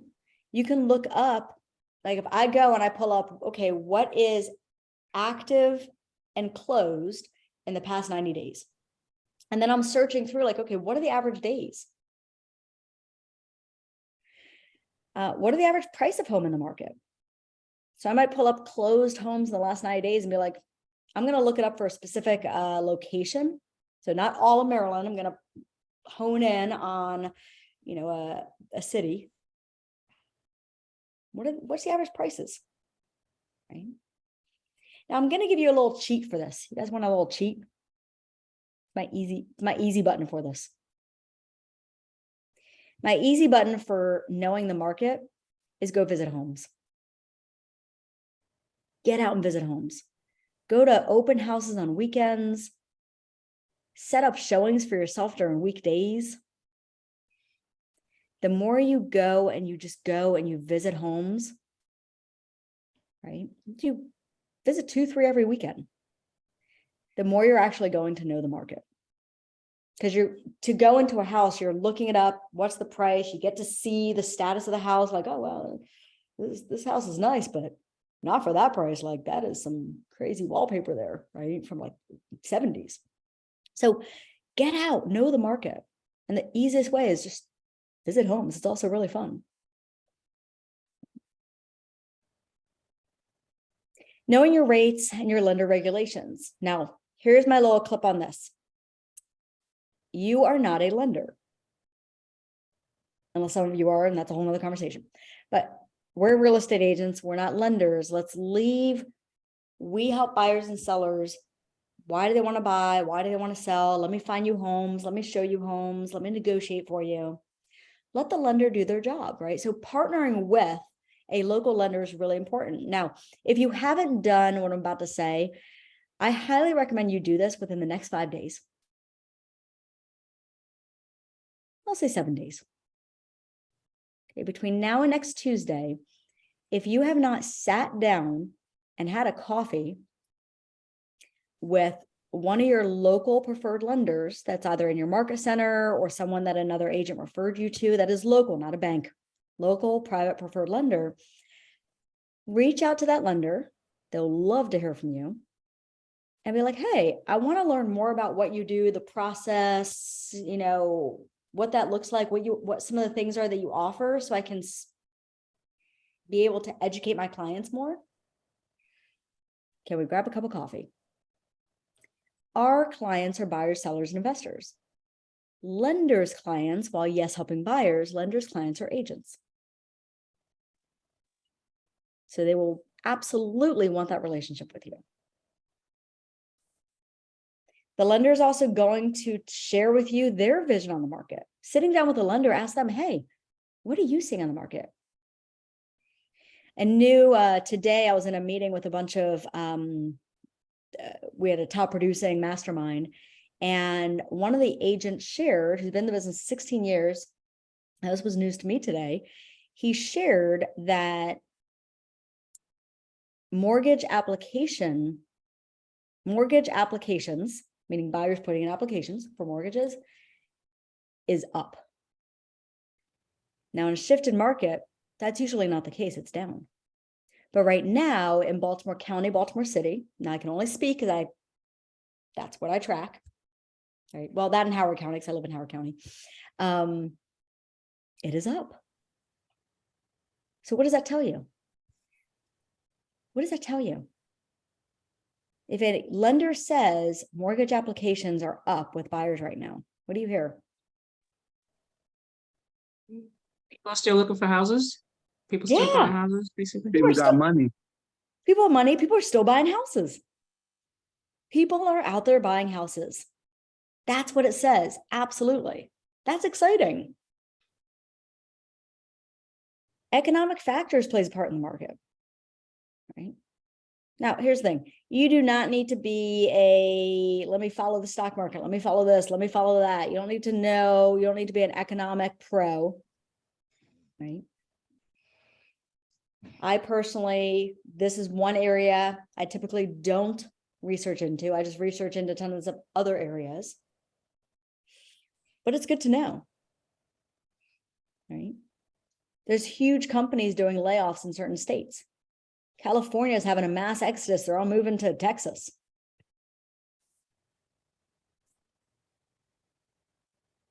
So great question, Charity. So when I get my local lender and he answers the question, what does he get out of it? Relationship with you. Lenders here's the thing, lenders can make or break your settlements. I always have a minimum of 2 lenders that are my go-tos. Right now it's Dan and Ben. Super easy. Dan and Ben. Oh, you need to buy a house? Let's talk to Dan and Ben. Or today I might be like, let's talk to Dan. Tomorrow I might be like, let's talk to Ben. So while yes, depending on what state you're in, these legalities change, check your state. In the state of Maryland, the buyer is allowed to choose whatever lender they want. And nobody ever knows a lender. They don't. They're like, oh, I think my bank. Okay, well, I love that. And let me connect you with someone local. So to answer your question, our relationship as an agent with a lender is just as important as our relationships with our clients. Because they're part of our network, right? Not only that, but they want your business. I had a lender years ago who actually gave me his database to call off of. He literally gave me 1,000 leads once. 1,000. 1,000. Like, that's crazy. Because he's like, he knew that he was my lender of choice, and he knew that by me calling these people, any buyers I was getting would go to him. We had a relationship. I hope that answered the question. Okay. Other important things to know, knowing restaurants, shops, knowing areas, right? Here's the great thing about being an agent. You are local. So if you're an agent in Maryland, you're a local agent to Maryland, wherever you want to drive to. Now, I live in Howard County. I work in Baltimore County. I am not driving to Kent Island. I'm not driving across the bridge to Eastern Shore. I saw someone on here. I would refer to you, right?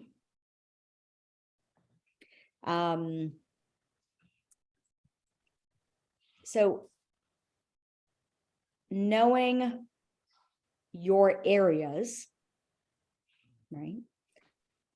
Now, knowing areas doesn't mean you need to know all the areas. It just means that you need to be able to Google or drive around and learn the area quickly.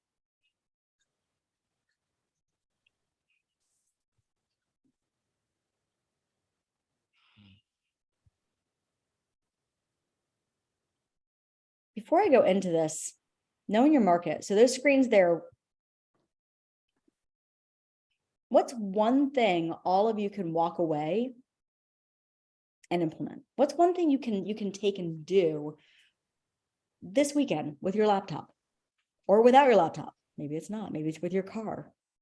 I'm giving you hints. What's one thing you can do? Drive around.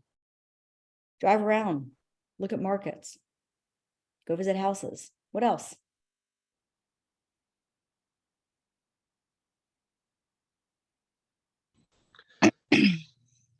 Meet a lender for coffee. Meet a lender. Generate leads. Yes, every day we should be generating leads. I don't know who said that, but yes, because we can't have business without that. But get to know the market, right? So in real estate, there's a saying, and it's called working in your business and on your business. In your business means I am lead generating, I am prospecting, I am reaching out to people, I'm connecting with a minimum of 10 people a day, 5 days a week, hint, hint, hint. A minimum of 10 people a day, 5 days a week for 50 in my 7-day week. So I have 7 days in a week. We have to be talking to a minimum of 50 in a week. Now, if you're not yet, and you're like, oh my God, I'm talking like 2. Okay, move the needle a little bit. You're not going to go from 2 to 50. Can you go from 2 to 10? And then can you go from 10 to 15? Can you add one more a day? Right? Can you build that up? Right? Or can you rip off the Band-Aid really quick and get there? Talking to 50, there's a direct correlation between connections we make. Again, connections, just voice to voice, text to text, belly to belly, and business we get. So that's working in your business. Connecting with people, setting appointments, going on appointments, negotiating, practicing, that's working in your business. Working on your business is learning the market. Maybe spend 30 minutes this weekend looking up one area on Bright MLS. Or maybe spend an hour this weekend, drive around a neighborhood. While you're driving around, pull it up on your phone. If you have the Keller Williams consumer app, pull it up on the consumer app. It will show you what's active right there on the app with you, wherever you drive. That's working on your business. All right. Home stretch, people, home stretch. Stay with me. Stay with me here. Okay. So building your expertise, right? This is all about learning the market, learning your clientele, listening to people, right? Listening to people. And just keeping headlines in context, right? What am I seeing on the news? What am I seeing out there? What am I hearing from other people? What am I hearing from other agents, from trainings I go to? Right? Just keeping that, understanding it. We don't have to know it all. We just have to hear it, understand it. Okay. Knowing our language of real estate, we call it the lore. Okay. Language of real estate is simply, it can be as simple as a person saying, I have sold 20 homes this year. I've helped 20 people move into new homes this year. That is that person's language of real estate. Now, while you're working on your own language of real estate, your brokerage has a language of real estate. Use that.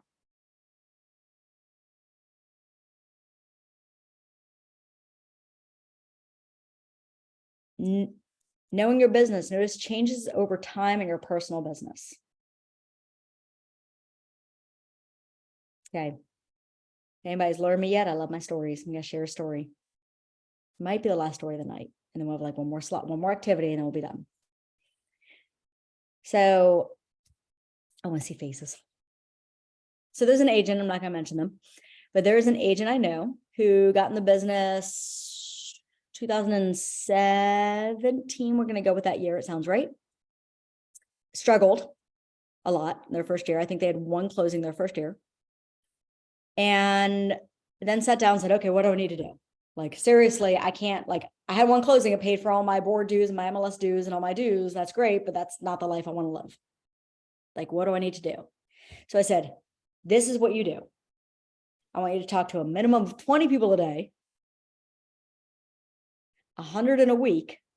Oh, I upped his numbers because he had goals. So I'm like, am I okay to push you? He said, yes. So someone says yes to me, I'm going to push them. He said, no, I would brought it down. So I said, 20 people a day, 100 people a week.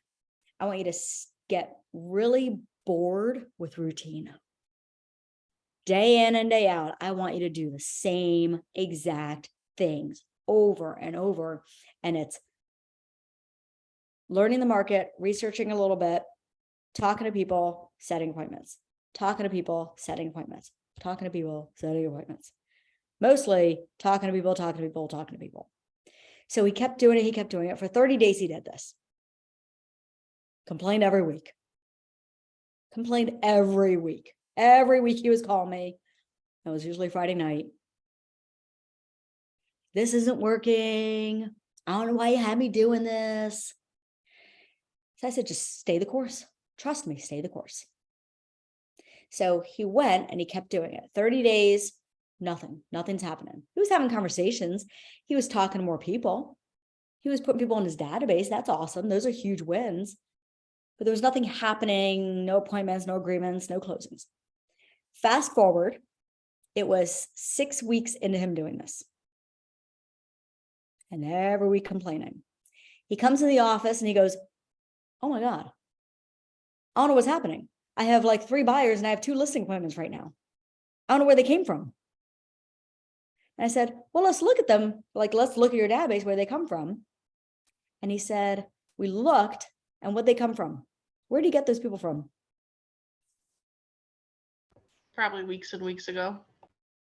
Yes. They were his conversations that he was following up with from people weeks and weeks ago. He stayed the course with the activity that got him the results. Okay. So here where it talks about changes over time in your personal business, take note of that. Number one, for the market. If you happen to notice that you're having more success in a certain niche than another, or more success in a certain location, focus your attention there more. So that's one thing about knowing your business. The other part is noticing the changes over time. If you are like, okay, I'm connecting with this many people. Oh, wait, now it's increased. Now it's increased. Wait, now I have appointments. Wait, where did these appointments come from? Take note of where it came from so you can repeat it. Right?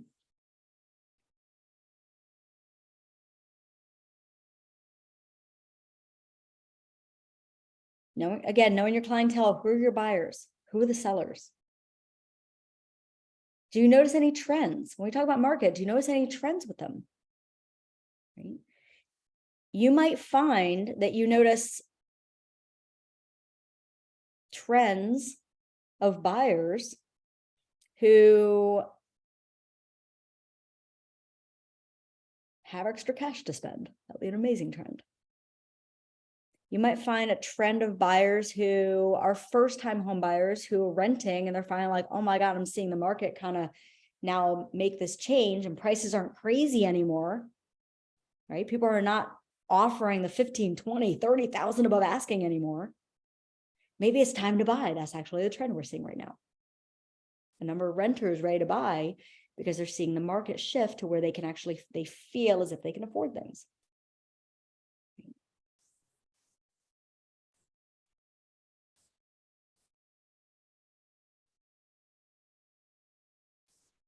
Again, just listening to people. Right?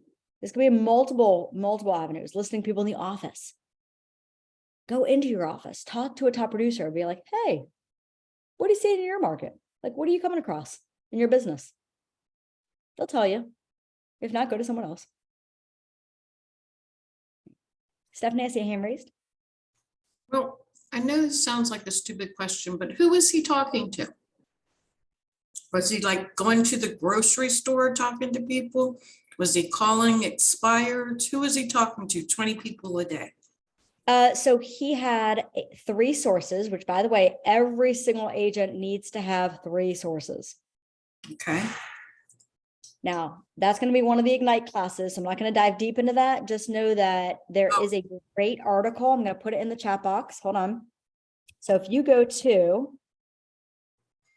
ooh, no, that is not how you spell that. Hold on here. I love spell check sometimes.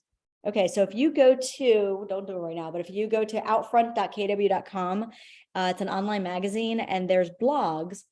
And there is a blog, you can search it. There's a blog called, I'm gonna get this name wrong, but it's called 50 ways to generate leads, or 50 different ways to generate leads, or 50 lead generation ways, something with the number 50.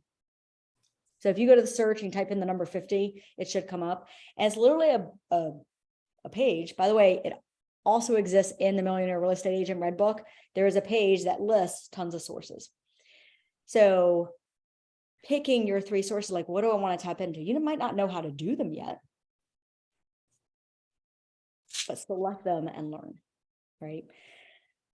Which, by the way, one of them should be your sphere of influence, which is your phone and the people on your social media and people you know, the people who already like you and trust you and who are more likely to refer business with you. When you interview top producing agents nationwide and you say to top producing agents, what are your absolute top 3 sources that you get most of your business from? Here are the top 3 answers. You ready? This study was done last year. Number 1, with a whopping huge upscale on everything else, friends and family, their SOI, their sphere of influence. Nothing tops that. Even if they're out of state, because referrals are wonderful. Number 2, open houses. Now you're like, well, I don't have any listings, but you're part of a brokerage that does. So reach out to top producers and ask them to host their open houses. We had an agent recently at our brokerage who hosted 3 open houses on a Saturday.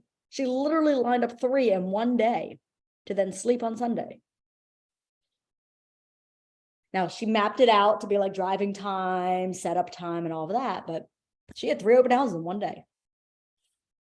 The third is actually, now this one actually surprised me. This was last year's. It's online leads. Now, again, I'm not going to dive into that.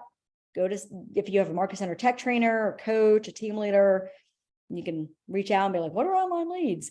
My online leads I use are Facebook ads through Command, but there's tons of online leads.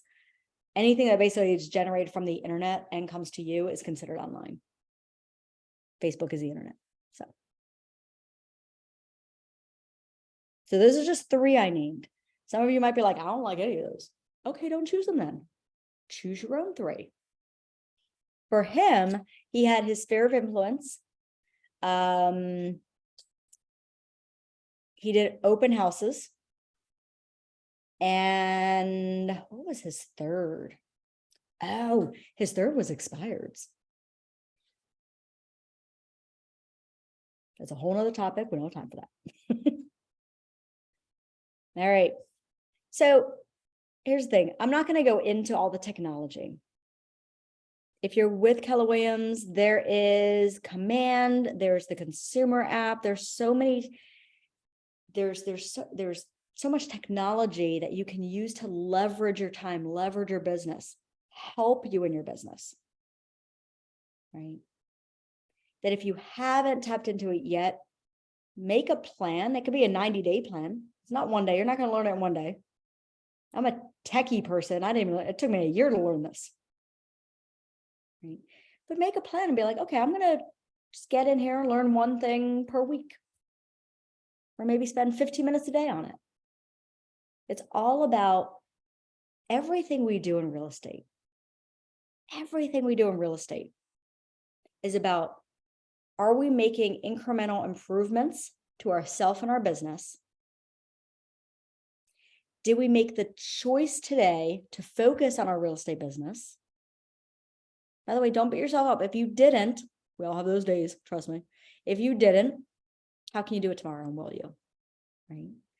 And then don't wait. There's tons of resources, tons of classes, tons of YouTubes, tons of everything. When I first started, there was Ignite, but there wasn't anything else for me to tap into except YouTube. So to learn real estate, I literally became a YouTube junkie. Every night, instead of watching my fun cat videos that I like, because I'm a pet person, I switched my videos to real estate and typed in every word I could possibly imagine. I typed in words saying real estate lead generation. I typed in farming. I typed in expires. I typed in anything. There's something out there. Okay. So don't have the limiting belief of, I can't do this yet because I don't know. You just don't know yet. And then practice. All right, I want to hear some ahas. We went through a lot of information. Ooh. It's like just kind of mushed right in there. Right. I would like to hear from at least 3 of you an aha. By the way, an aha in our world means agents helping agents. So when you share something, it actually helps a fellow agent who maybe didn't think about that way, now learn something new.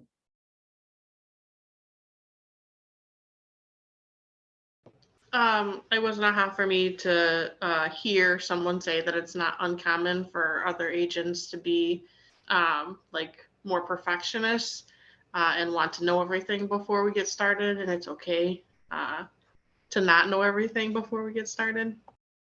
It is okay. And if you are feeling like if you're like, that's me, that resonated, which by the way is a very, very large real estate population, you're going to have to create some sort of reminder for yourself.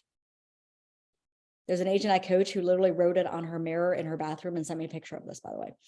And I was like, that is the best thing I've ever seen. She wrote on her mirror in her bathroom, get out of your own way. Another agent has like the Nike emblem everywhere. And it's like, just do it, right? I was like, well, that's catchy. Yeah, you're not alone, and you're gonna have to push yourself. And just, here's the crazy thing. You actually can't fail. Like, it's really hard to make mistakes in real estate. I mean, we will. I made tons, but they're not detrimental. Knock on wood. Unless you make stuff up. Don't do that. Don't just randomly make stuff up and make up contracts. Like, get someone's eyes on it. All right, what else? I had an aha moment where we went over the know your market and just the breakdown of just the slides and then the bullet points beneath, because for me, it's like, I want to be an expert in the field, but I had a limiting belief of, because I don't have experience, I don't have time in it, I felt like I couldn't give advice. But I feel like these slides can help me break down to like make specific posts related to the market, which will help me. So that was an aha moment for me. I love that. I love that. And then always, Maria, just reach out to your coach. Absolutely. Sorry, guys, she's at America Center. Love that. All right, let's hear one more. I like the conversations instead of scripts, because after you learn the scripts, they're most effective when you turn them into your own conversation. So I like that transition from scripts to conversation. Yeah, because like it's not a script. right? It's words. Now, here's the thing though. There are words, there's dialogue, there's things typed up that you might have never used before that benefits your conversation by using them that we need to Right. learn, right? Right. Absolutely. I love that. Thank you, Gloria. You're welcome. All right.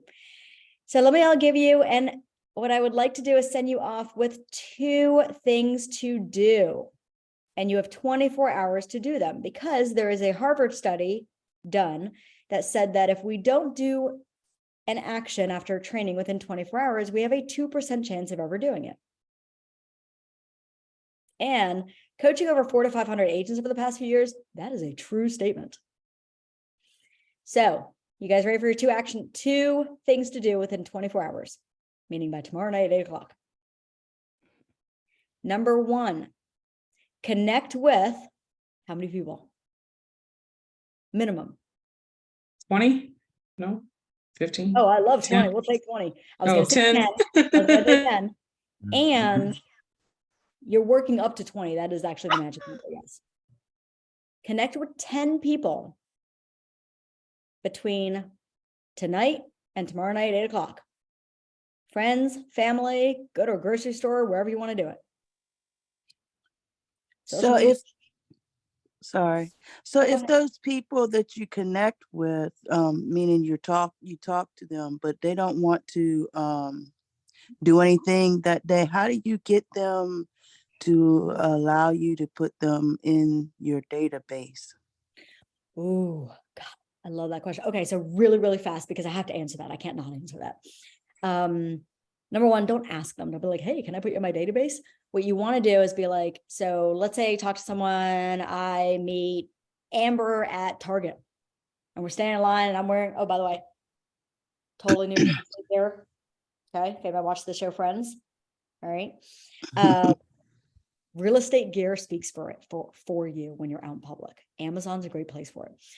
So let's say I'm out in Target, I'm in line. Amber knows my shirt. We're strangers. And she goes, oh, I love Friends. What a great shirt. That's catchy. I'm like, oh my God, thanks so much. And we're talking about Friends now. Like, oh my God, I love you. Rachel's my favorite character. And I say, hey, I'm a local real estate agent. Are you local to this area? We started having a conversation a little bit. And she's like, oh yeah, I'm local, but I'm good. I'm not looking to do anything. I just moved here. I just, I'm renting. Okay, cool. Well, listen, I'd love to stay in touch with you. You never know who you came across. It's just me. You never know how I can help you in the future with anything. I'd love to text you my information just so you have it. Now she might say no. Okay. She says no. By the way, that's not rejection. We just had a great conversation. She just doesn't want to give me her number. That's cool. Or she might be like, yeah, okay. I'm going to text her. Hey, Amber, this is Solana. We met at Target. Oh, by the way, Amber, what's your phone number? Don't actually say it. What's your phone number? Now I'm texting her. So I just captured her phone number and I have her name. So now I'm going to go home and put her in actually, I'm just going to go to my phone. I'm going to put her in my database. Right? Mm-hmm. So you don't have to ask for, if people want out of your database, trust me, they will say, take me off your call list. They will say, they will unsubscribe from your emails. Mhm. When building my database, I literally pulled every list I could possibly imagine. I coached soccer for 9 years. So I had every league roster there was of every volunteer parent. I didn't know them, but I had their information. They are all in my database. Mhm. I hope that answers. Did that answer your question? That was a really good one. Yeah, that's fine. Okay. All right, everybody. So number 1, connect with 10 people per day. Now that doesn't mean they have real estate needs. It just simply means you're talking to 10 people somehow. And real estate is coming up in the conversation somehow. You're planting a seed. That's all. And number 2, because I said there's 2 things, right? Number 2 is whatever database you are using, and if you're with Keller Williams, you don't have one, you do, it's Command. So whatever CRM system, customer relationship management system you're using, add 10 people to that. Now, could be the same 10. Or if you haven't put people from your phone in there, it could just be putting 10 people from your phone in that. Right. There's a direct correlation between the people in your database and the number and the success and the money you make. Agents who have 0 people in their database on average make about $14,000 to $17,000 per year in real estate. That's prior to taxes and prior to splits and prior to expenses.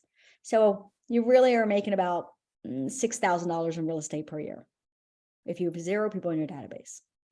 Agents who have 201, true study, agents who have 201 plus in their database on average make 119,000 and change per year. Which one do you want? 6,000? 119,000. My husband's totally in the background like, I want 6,000. All right. So those are your 2 things. Connect with 10 people, add 10 people to your database or more. That's your minimum. And tomorrow night, 6 o'clock, your topic tomorrow night is going to be defining your value, being able to speak it to buyers and sellers. Right. And it's being taught by the instructor. Her name is Martha. It's wonderful, brilliant. 6 o'clock tomorrow night with Martha. All right, everybody, have a great night. Thank you. Bye. Thank you. Thank you. Thank you so much.